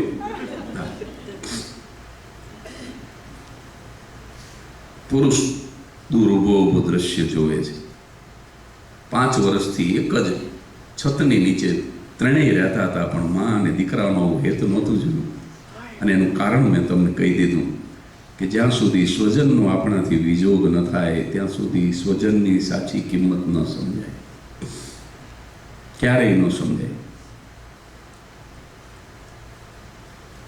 પુરુષે એની પત્નીને કીધું કે સાંભળું, આપણે હવે મેળામાં નથી જવું. હવે જે વાત એના વચ્ચે જે સંવાદ થાય છે ને, એ બહુ મજાનો છે. પુરુષે એની પત્નીને કીધું કે આપણે હવે મેળામાં નથી જવું. એની પત્ની કે તમારી વાત સાચી છે, આ મેળામાં તો નથી જવું, પણ હવે જિંદગીમાં કોઈ દી એક પણ મેળામાં નથી જવું. હવે મેળામાં જવું જ નથી જ્યાં મારો તમારો દીકરો ખોવાઈ જાય. ચાલો અત્યારે આપણે આપણા ઘરે પાછા જતા રહીએ. અને ત્યારે પુરુષે કીધું કે ના, હવે આપણા ઘરે નથી જવું. એની પત્ની કે તમારે મેળામાં નથી જવું, આપણા ઘરે નથી જવું, તો તમારે ક્યાં જવું છે? પણ તો તમારે ક્યાં જવું છે શબ્દ જ્યાં પુરુષના કાને પડ્યા, પુરુષ જેવો પુરુષ ભાંગીને ભૂકો થઈ ગયો. બને ત્યાં સુધી પુરુષ ન રડે, જાહેરમાં તો ન જ રડે, પણ 3 લાખ માણસ વચ્ચે એ ભડભાદર જેવો પુરુષ સાહેબ બોર જેવડા આમુડાથી રોવા માંડ્યો અને રોતા રોતા એની પત્નીને જે જવાબ આપે છે, જવાબ બહુ મજાનો છે. પુરુષોએ કીધું કે નથી મારે મેળામાં જવું, કે નથી મારે આપણા ઘરે જવું, પણ અત્યારે ને અત્યારે મારે મારા દેશમાં જવું છે, મારે મારા વતનમાં જવું છે, મારે મારા ગામડે જવું છે. કારણ કે માત્ર 15 જ મિનિટમાં તારા દીકરા વગર જો તારી આવી હાલત થતી હોય તો ગામડે મારી માં મારા વગર 15 વર્ષથી એકલી રહે છે. એ બુઢી અને આંધળી જનેતાની શું હાલત થઈ છે? મારે મારી માને મળવા જવું છે, મારે મારી જનેતાને મળવા જવું. આજ મને 55 વર્ષની જિંદગીમાં પહેલી વખત સમજાઈ ગયું કે દીકરા વગર જો 15 મિનિટ ન નીકળતી હોય તો એ ગુજરાતના ખોબા જેવડા ગામડામાં મારી રાહ જોઈને મારો દીકરો મુંબઈ કમાવા ગયો છે, કાલ આવતો રહેશે. મારી બુઢી અને આંધળી જનેતાએ 15 વર્ષ કેવી રીતે કાઢ્યા છે? મારે મારી માને મળવા જવું છે. સાહેબ, આ અતિશયોક્તિ નથી, પણ હું સરસ્વતીના સોગંદ ખાઈને કહું છું કે ગ્રીનફર્ડ ટાઉન હોલ લંડન 2001ની સાલ મારા કલાગુરુ પદ્મશ્રી શાહબુદ્દીન રાઠોડ સાહેબની આંગળી પકડી અને અમારા બંનેનો હાસ્ય દરબાર હતો.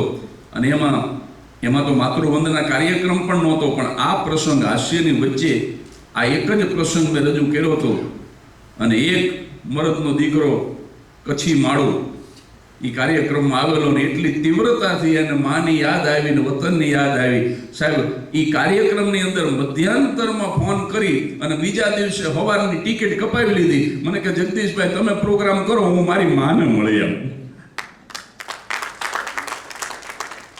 દલપતરામની કવિતા છે, હતો હું સૂતો પારણે પુત્ર નાનો, રડું છેકતો રાખતું કોણ છાનો, મને દુખી દેખી દુખી કોણ થાતું, મહા હેત વાળી દયાળી જ માતું, હું ચડું કે પડું તો ખમા આણી વાણી પડે પાપણે પ્રેમના પૂર પાણી, પછી કોણ પોતા તણું દૂધ પાતું, મહા હેત વાળી દયાળી જ માતું. આ કવિતા પણ એવી અદ્ભુત છે કે એના એક એક બંધ ઉપર, એના એક એક ચરણ ઉપર એક કલાક બોલી શકાય. પણ કવિ બોટાદકરની એક અમર રચના વધુ એક વખત તુષારભાઈને વિનંતી કરું. બોટાદના કવિ દામોદર બોટાદકરની એક અમર રચના. કારણ કે હું અત્યારે કહું ને તુષારભાઈ કે ઓડિયન્સમાંથી માની રચના કોઈને આવડતી હોય, ખાલી શબ્દ જ બોલવાના છે, આંગળી ઊંચી કરો. કોઈ મા વિશેની રચના કોઈને આવડતી હોય તો, કોઈ પણ જાણીતી રચના કોને આવડે છે? બોલો બેન. બસ આ જ નીકળે. જે હું તુષારભાઈને ફરમાઈશ કરવા જઈ રહ્યો છું એ જ નીકળે. આવો પ્રયોગ મેં અસંખ્ય વખત કર્યો છે. આ તો 200-250 માણસો છે, પણ 2-5 હજાર માણસમાં તમે એમ કોને કે માની રચના કહી એટલે 50 હાથ ઊંચા થાય. અને તમે ગમે એને કોને બોલો એટલે કે મીઠા મધુર મીઠા મેહુલા રે લોલ, અને એથી મીઠી છે મારી માત જો, જનનીની જોડ સખી નહીં જડે રે લોલ. તુષારભાઈને વિનંતી કરું, આ એક ગીત વધુ એક વખત બોલાવું છું, પણ મજા પડી જાય એવી રચના છે. એના શબ્દો સાંભળજો. આમ તો કવિતા લાંબી છે, પણ માત્ર 2 કે 3 બંધ તમારી સામે રજૂ કરે તુષાર ગોર.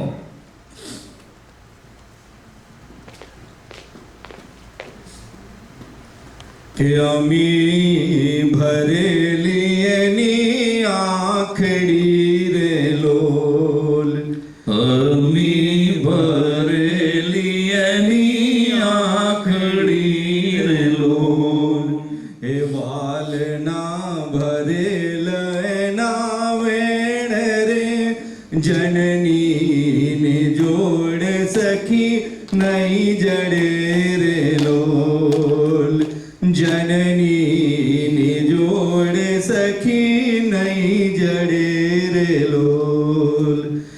દેવો ને દૂધ એના દોયલા, દેવોને દૂધ એના દોયલા, એ દેવો ને દૂધ એના દોયલા રે લોલ. સસીએ સિંચેલ એની સોડ રે, જનની જોડ સખી નહીં જડે રે લોલ, જનની જોડ સખી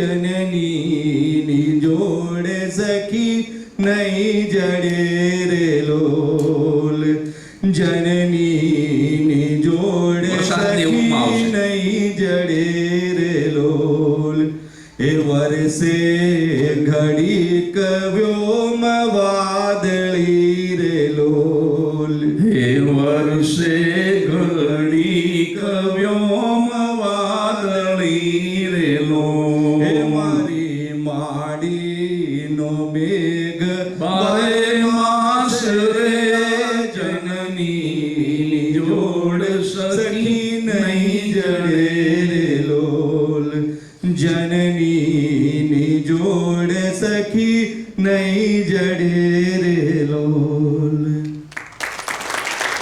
કેવી સરસ કવિ બોટાદકરની કલ્પના છે કે વરસાદ, બોટાદકર કેવી સરસ કલ્પના કરે છે કે વરસાદ તો ઘડી બે ઘડી વરસે. ચોમાસું આપણે ત્યાં 4 મહિનાનું હોય, અહીંયા કદાચ 12 મહિના વરસે તો દરરોજ ન વરસે. વરસાદ ક્યારેક વરસે ક્યારેક ન વરસે, પણ માડીના નેહનો વરસાદ, માડીના પ્રેમનો વરસાદ, માડીની મમતાનો વરસાદ, એ તો 12 મહિના વરસે, અનરાધાર વરસે.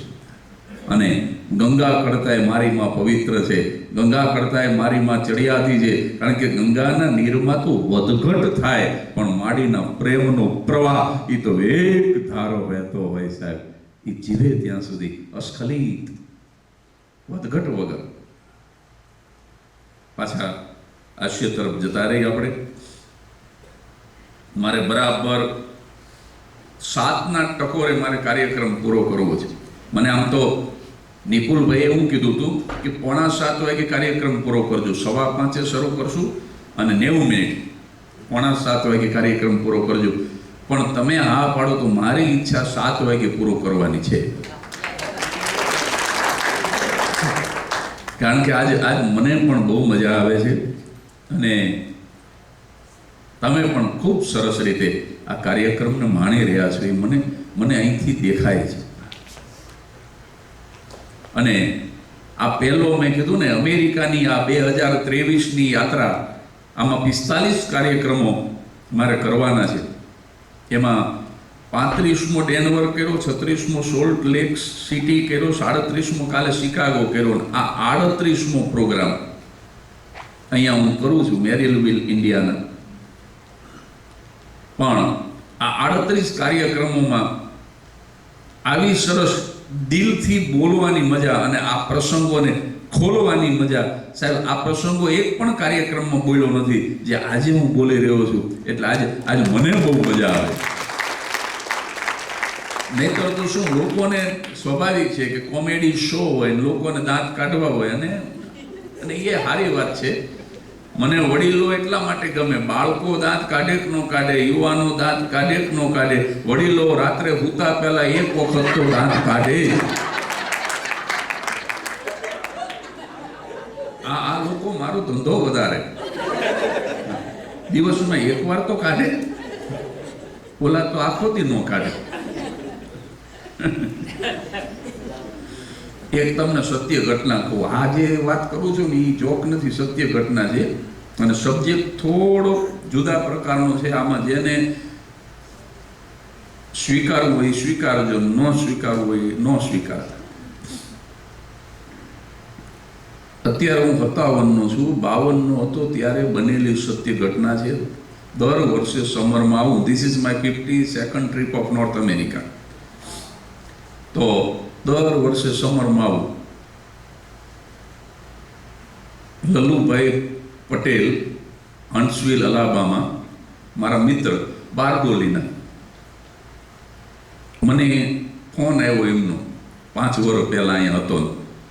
મને કે શું કરો છો? મેં કીધું વીકડેઝમાં શું હોય, વીકડેઝમાં અમારે નખ કાપવા સિવાય કંઈ કામ ન હોય.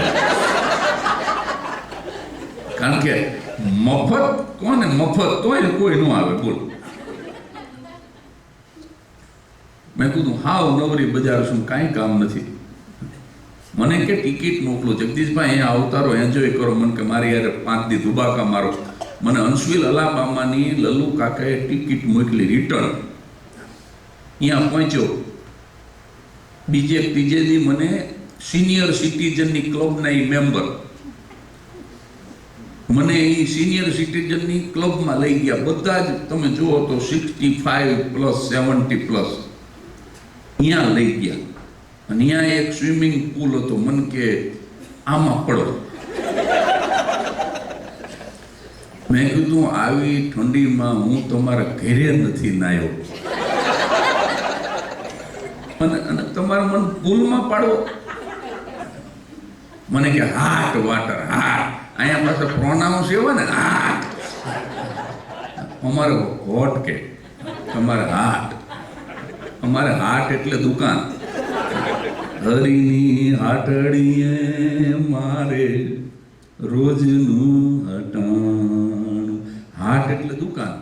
તો લલુ કાકો કે હાટ વાટર હાટ પડો. મને સાહેબ મને એ સિનિયર સિટીઝનની ક્લબમાં લલુ કાકાએ 52 વર્ષની ઉંમરે કેસરી રંગનો ઇલાસ્ટિક વાળો ગિટાર ચિતરેલો પ્લાસ્ટિકનો કોથળા જેવો ચડો પહેરાયો. હું મારી 52 વર્ષની જિંદગીમાં ભૂંડામાં ભૂંડો તેદી લાગ્યો. એ ચડામાંથી હાવણી જેવા મારા પગ બહાર નીકળે. પગ ઉપર વાળ એટલા પગ છે પગ લૂછણી એ નક્કી ન થાય અને ટાઈટને કારણે પગ આમ પકડ જેવા થઈ ગયેલા. અને એમાં સાહેબ જે પવન નીકળ્યો છે મારે ટેન્શન 3 થરું ટેન્શન. કારણ કે એ પવનમાં મારે ચડો પકડી રાખવો, મારી જાત પકડી રાખવી કે ઓલા લલ્લુને પકડી રાખવો. કારણ કે એ તો એક ધારા મંડાણા હતા, એન્જોય કરો એન્જોય કરો. અરે શું મેં કીધું અમે ગુજરી જઈએ ભલામણ એન્જોય એન્જોય. પણ બહુ એન્જોય કીધું ને પછી સાહેબ કાઠિયાવાડી દિલને કોશિયો માર્યો. કોશિયો એટલે નીચે માથું ઉપર પગ, હાઈટ ઉપરથી પીડ્યો અંદર પીડ્યો. પછી સારું લાગ્યું કારણ કે ખરેખર હાટ વાટ. અંદર પીડા મારી આજુબાજુ મેં નજર કરી. નિકુલભાઈ રંગબેરંગી અમેરિકન માછલી ઉતરતી હતી અને બધી 70+.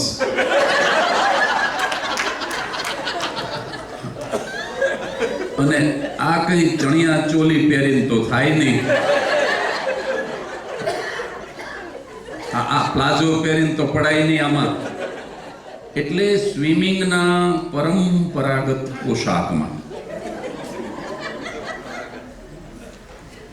બધી 70+. એમાં એક 72 વર્ષની માજી હતી સાહેબ. હું આમ તરતો હતો, મને ઓવરટેક કરીને ગઈ સાહેબ. હું એની હારે તરી ન શક્યો. હું 52નો, એ 72. હું પુરુષ, એ સ્ત્રી. હન્સવિલ અલાબામાના સ્વિમિંગ પુલમાં મને પહેલો વિચાર આવ્યો કે આ ધરતી માર્ગ આપે તો આઈને સમાધિ લઈ લેવાય. હવે શું મોઢું લઈને હિન્દુસ્તાન જવું? એક 72 વર્ષના માજીની હારે હું તરી ન શકું સાહેબ. મને પારાવાર પસ્તાવો થયો. ચાર્લી ચેપ્લિનનું એક વાક્ય છે ને કે હું વરસાદમાં છત્રી વગર નીકળવાનું પસંદ કરીશ. શું કામ? તો કે મારા આંસુઓને જગત જોઈ ન શકે. એટલે મને તે આ જે માજી રમરમાટ ગયા ને મને આમોડા પડી ગયા. પણ સ્વિમિંગ પુલમાં કોઈ જોઈ ન કે હાટ વાટર, એના ભેગા કોલ્ડ વાટર.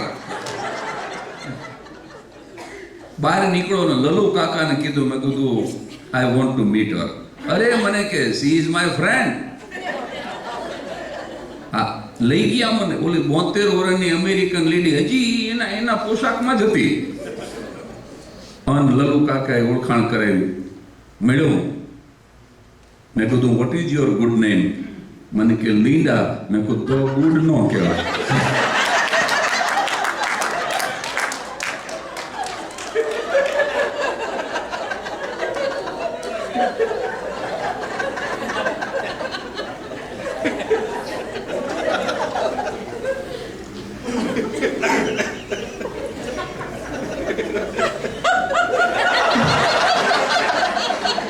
ખુરશીમાંથી પડી જાય ને રૂપલબેન પકડજો.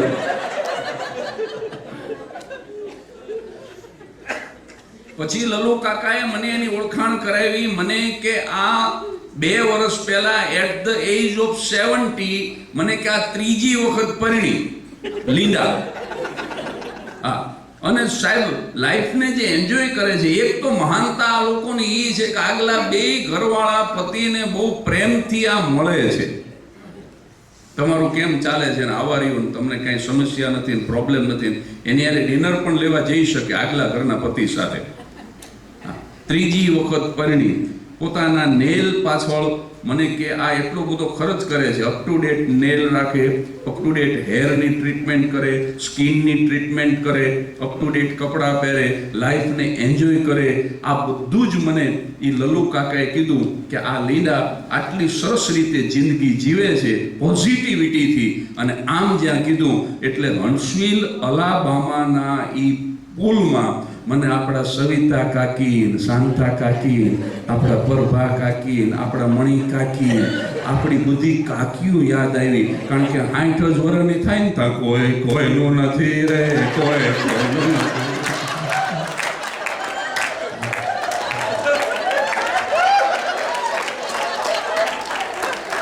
તારે 60 વર્ષે કોઈનું નથી. અરે ઓલી લીંડા હામું જો, લીંડા હામું જો. અને તું કાકાનો તો વિચાર કર. 65 વર્ષનો કાકો હજી વાળ કાળા કરાવે, એની સામે તો જો જરાક. શું કોઈનું નથી? એવા નિરાશાવાદી ભજન ગાય સાહેબ. આવું ન ગાય ને તો કેવું ગાય? તારે માથે નગારા વાગે મોત ના લોલ. તારે 60 વર્ષે મોત ના નગારા વાગે? ઓલી 70 વર્ષે ત્રીજી વખત પરણી.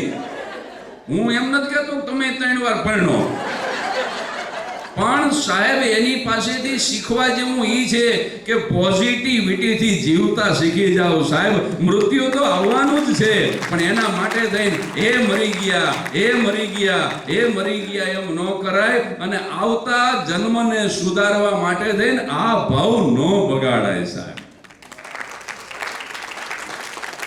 આવતા આ મરી ગયા પછી 32 ભાતના ભોજન મળશે એટલે અત્યારે ભિખારી.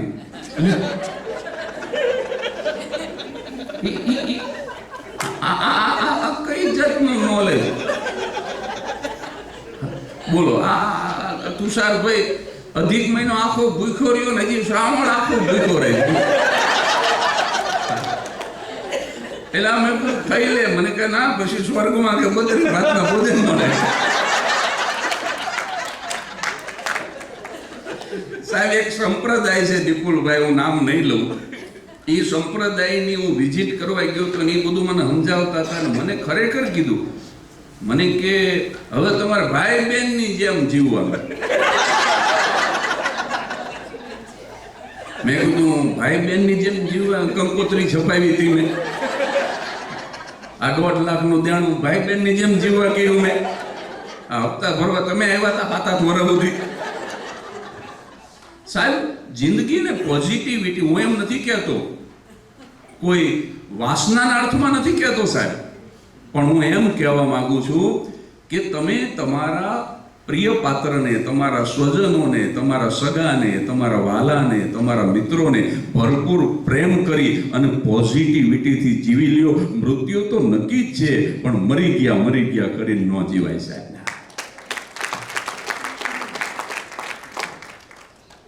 આપણે અમુક બૈરા તો નિપુલભાઈ છોકરાના લગ્ન થાય ને આપણે એટલે એવી રીતે જીવવા માંડે જાણે વર આરે છૂટાછેડા લીધા હોય.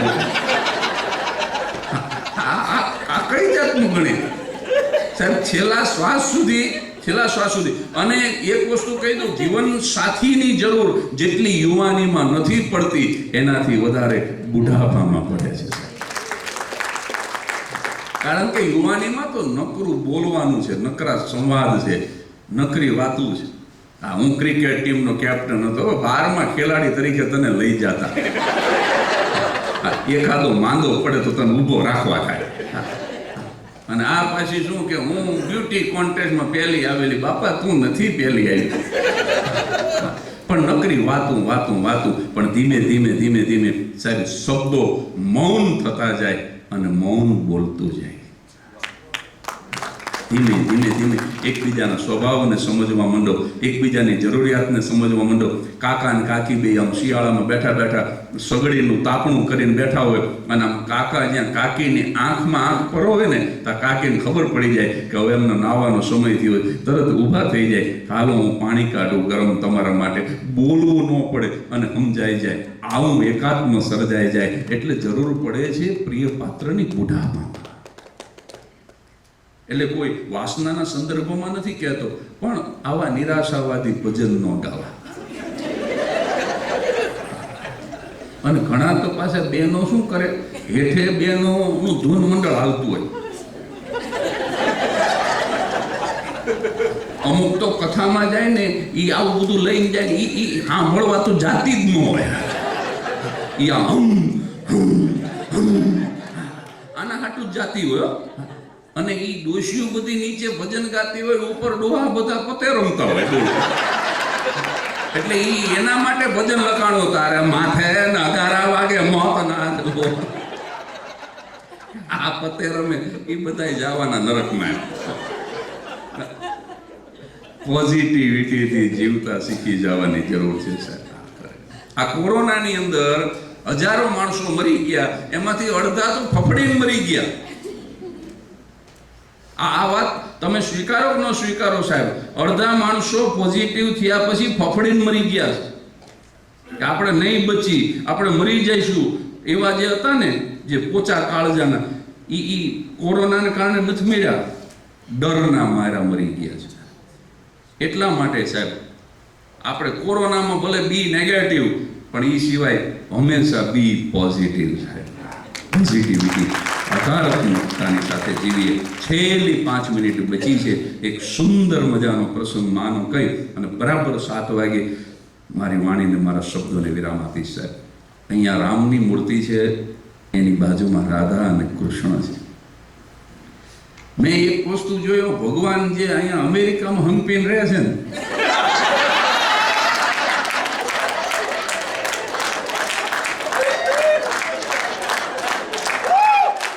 આવી યુનિટી ભારતમાં નથી હોતા. અમેરિકામાં સાહેબ ઇમિગ્રેશન વાળા ગમે તે આ ભગવાનને સમજાવી દેતા હોય કે તમારે આ રીતે હંપીને રહેવાનું.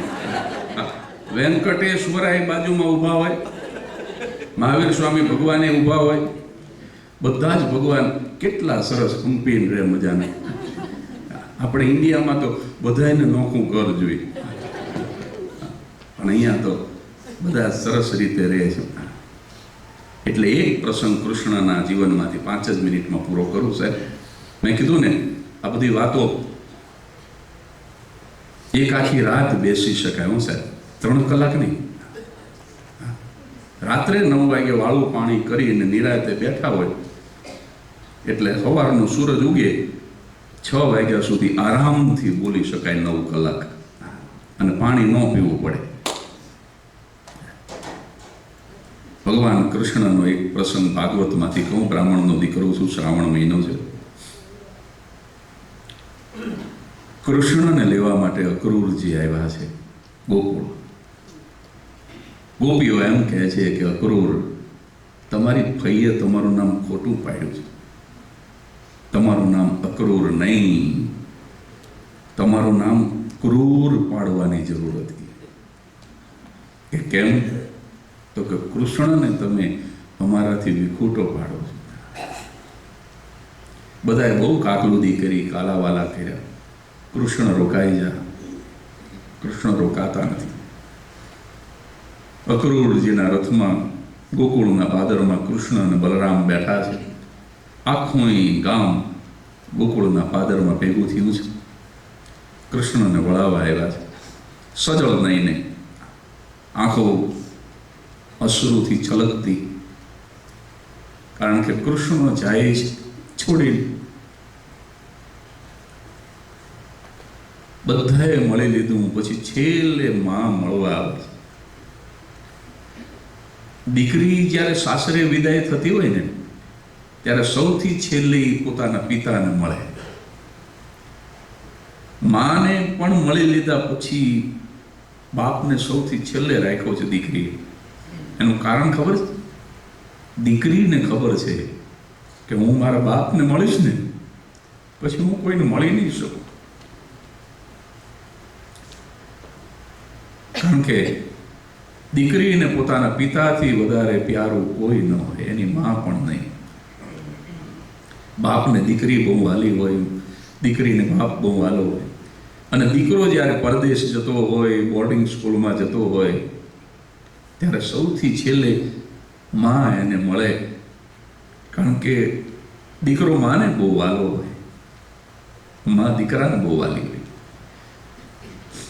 એટલે બધાએ મળી લીધું, પણ માં સૌથી છેલ્લે કૃષ્ણને મળે છે. અને ગોકુળના પાદરમાં બે હાથ ભેગા કરીને જશોદા એમ કહે છે, કૃષ્ણ હજી ઉતરી જા રથમાંથી, તારા વગર હું નહીં જીવી શકું.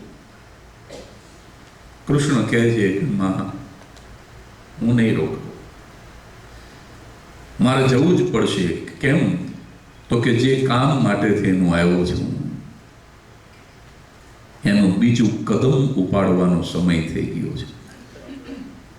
યદા યદા હિ ધર્મસ્ય ગ્લાનિર્ભવતિ ભારત અભ્યુત્થાનમ અધર્મસ્ય તદાત્માનમ સૃજામ્યહમ પરિત્રાણાય સાધૂનામ વિનાશાય ચ દુષ્કૃતામ ધર્મ સંસ્થાપનાર્થાય સંભવામિ યુગે યુગે. જે કામ માટે થઈને આવ્યો છું એનું બીજું કદમ ઉપાડવાનો સમય થઈ ગયો છે. માં, હું નહીં રોકું, અને નહીં જ રોકો એમ કીધું એટલે ગાડા જેવડો નિહાકો નાખીને જશોદા તે દિવસે એટલું બોલ્યા હતા, તું જવાનો જ હોય, ન રોકાવાનો હોય તો બેટા મને એક વચન આપતો જ. કૃષ્ણ કે શું? બોલમાં. તો કે તારા દરરોજના તોફાનોથી તંગ આવી, તારી શરારતોથી તંગ આવી, અને એક દિવસ મેં તને ખાંડણિયા સાથે બાંધી દીધો હતો, અને તારા માખણ જેવા કોમળ શરીર ઉપર હીરની દોરીના જે આંકા પડ્યા હતા, અને તારી પીડા જોઈ તે દિવસે હું બહુ રડી હતી કૃષ્ણ, કારણ કે પહેલી વખત મને તે દિવસે યાદ આવ્યું કે આ મારો નથી અને છતાં માર્યો. આ તો પારકી અમાનત છે. આ એક પ્રસંગ મને યાદ આવે છે ને કૃષ્ણ, હું મારી નજરમાં નીચી પડી જાઉં છું કે મારે તને આટલું બધું મારવાની જરૂર નહોતી, મારે તને આવી મારે કઠોર સજા કરવાની જરૂર નહોતી, કારણ કે તું તો પારકી અમાનત છે. આ એક પ્રસંગ મને યાદ આવે છે, મને બહુ દુઃખ થાય છે. જો તું મને છોડીને જવાનો જ હોય, ન જ રોકાવાનો હોય, તો કૃષ્ણ મને વચન આપતો જા કે મેં તને ખાંડણિયા સાથે બાંધી દીધો, તો એ એક પ્રસંગ તું કાયમને માટે ભૂલી જઈશ, તું ક્યારેય યાદ નહીં કર. અને આમ જ્યાં જશોદાએ કીધું ત્યારે અખિલ બ્રહ્માંડનો અધિપતિ કૃષ્ણ તે દિવસે જવાબ આપે છે કે માં, હું બધું ભૂલી જઈશ. આજના આ કાર્યક્રમ અંતિમ પ્રસંગ, અંતિમ વાત, માં હું બધું ભૂલી જઈશ. અહીંથી મથુરા જઈને મામા કંસને મારવાનો છે એ કદાચ ભૂલી જઈશ. એનાથી આગળ વાત કરું તો કુરુક્ષેત્રના મેદાનમાં હું મહાભારતનું ઘોર કરાલ યુદ્ધ જગાડવાનું છું એ કદાચ ભૂલી જઈશ, અને યુદ્ધના મેદાનમાં વિશ્વને બુદ્ધત્વ મળે એવા શ્રીમદ ભગવદ ગીતા નામના એક મહાન ગ્રંથની આ દુનિયાને ભેટ આપવાનું છું એ કદાચ ભૂલી જઈશ. અને એનાથી આગળ વાત કરું તો સોનાની નગરી દ્વારકાનો એક દિવસ હું રાજા થઈને બેસવાનો છું, દ્વારકાધીશ થઈને, એ કદાચ ભૂલી જઈશ. અને માં, હવે તારાથી શું પડદો રાખવો, તારાથી શું છુપાવો? એક દિવસ પ્રાચીના પીપળા નીચે પારાદીના બાણથી મારો પણ પંચછેદ થવાનો છે, અને મારે પણ મારી બધી માયા હંકેલી અને સ્વધામ જવાનું છે એ કદાચ ભૂલી જઈશ માં. હું બધું ભૂલી જઈશ, પણ તે મને ખાંડણીયા સાથે બાંધ્યો હતો ને માં. એ મારા આ કૃષ્ણ અવતારમાં તો શું, પણ મારા હવે પછીના પણ કોઈ પણ અવતારની અંદર હું ભૂલી નહીં શકું. શું કામ? કારણ કે હું ત્રિભુવનનો નાથ, આ જગતની કોઈ તાકાત મને બાંધી ન શકે, પણ માની મમતાના તાતણે એક વખત મારે બંધાઈ જવું પડ્યું હતું. એ તો હું ક્યારેય નહીં ભૂલું, એ તો હું કદાપી નહીં ભૂલું. ભજે વદેક મંડનમ સમસ્ત પાપ ખંડનમ સ્વભક્ત ચિત રંજનમ નમામિ નંદ નંદનમ સુપેચ્છ ગુચ્છ મસ્તકમ સુનાદ વેણુ મસ્તકમ કરાલ વિંદ ભૂદરમ સ્મિતાવલોક સુંદરમ. મેં ભગવાન રામથી વાત શરૂ કરી હતી અને ત્યારે મેં તમને કીધું હતું આ કાર્યક્રમની શરૂઆતમાં કે માની મમતાના તાતણે ઈશ્વરને પણ બંધાઈ જવું પડે અને માની મમતાનો મોહ ઈશ્વર પણ છોડી ન શકે. એ હું છેલ્લે વાત કરીશ. એટલે આ કૃષ્ણના સંદર્ભ સાથે રામથી શરૂ કરેલી યાત્રા કૃષ્ણ સુધી લઈ જઈને પૂરી કરું. જે કંઈ સમય મળ્યો, આ 1.5 બદલે 2.5 કલાક બોલ્યો, પણ જે કંઈ સમય મળ્યો એમાં માના પાત્રને તમે ન્યાય ન જ આપી શકો, ગમે એટલું બોલો છતાં ન એને ન્યાય આપી શકો એવું પાત્ર છે. પણ છતાંય મેં મારી મતિ બુદ્ધિ પ્રમાણે માતૃવંદના કરી છે. અને વધુ એક વખત મેં કહ્યું એમ, તમારા નહીં, જગત આખાના તમામ જે જીવ છે એની અંદર મનુષ્ય સિવાયના પણ મનુષ્યેતર જીવ પણ આવી જાય, એની પણ માં હોય છે સાહેબ. એને પણ એનું પોતાનું સંતાન એટલું જ વાલું હોય છે.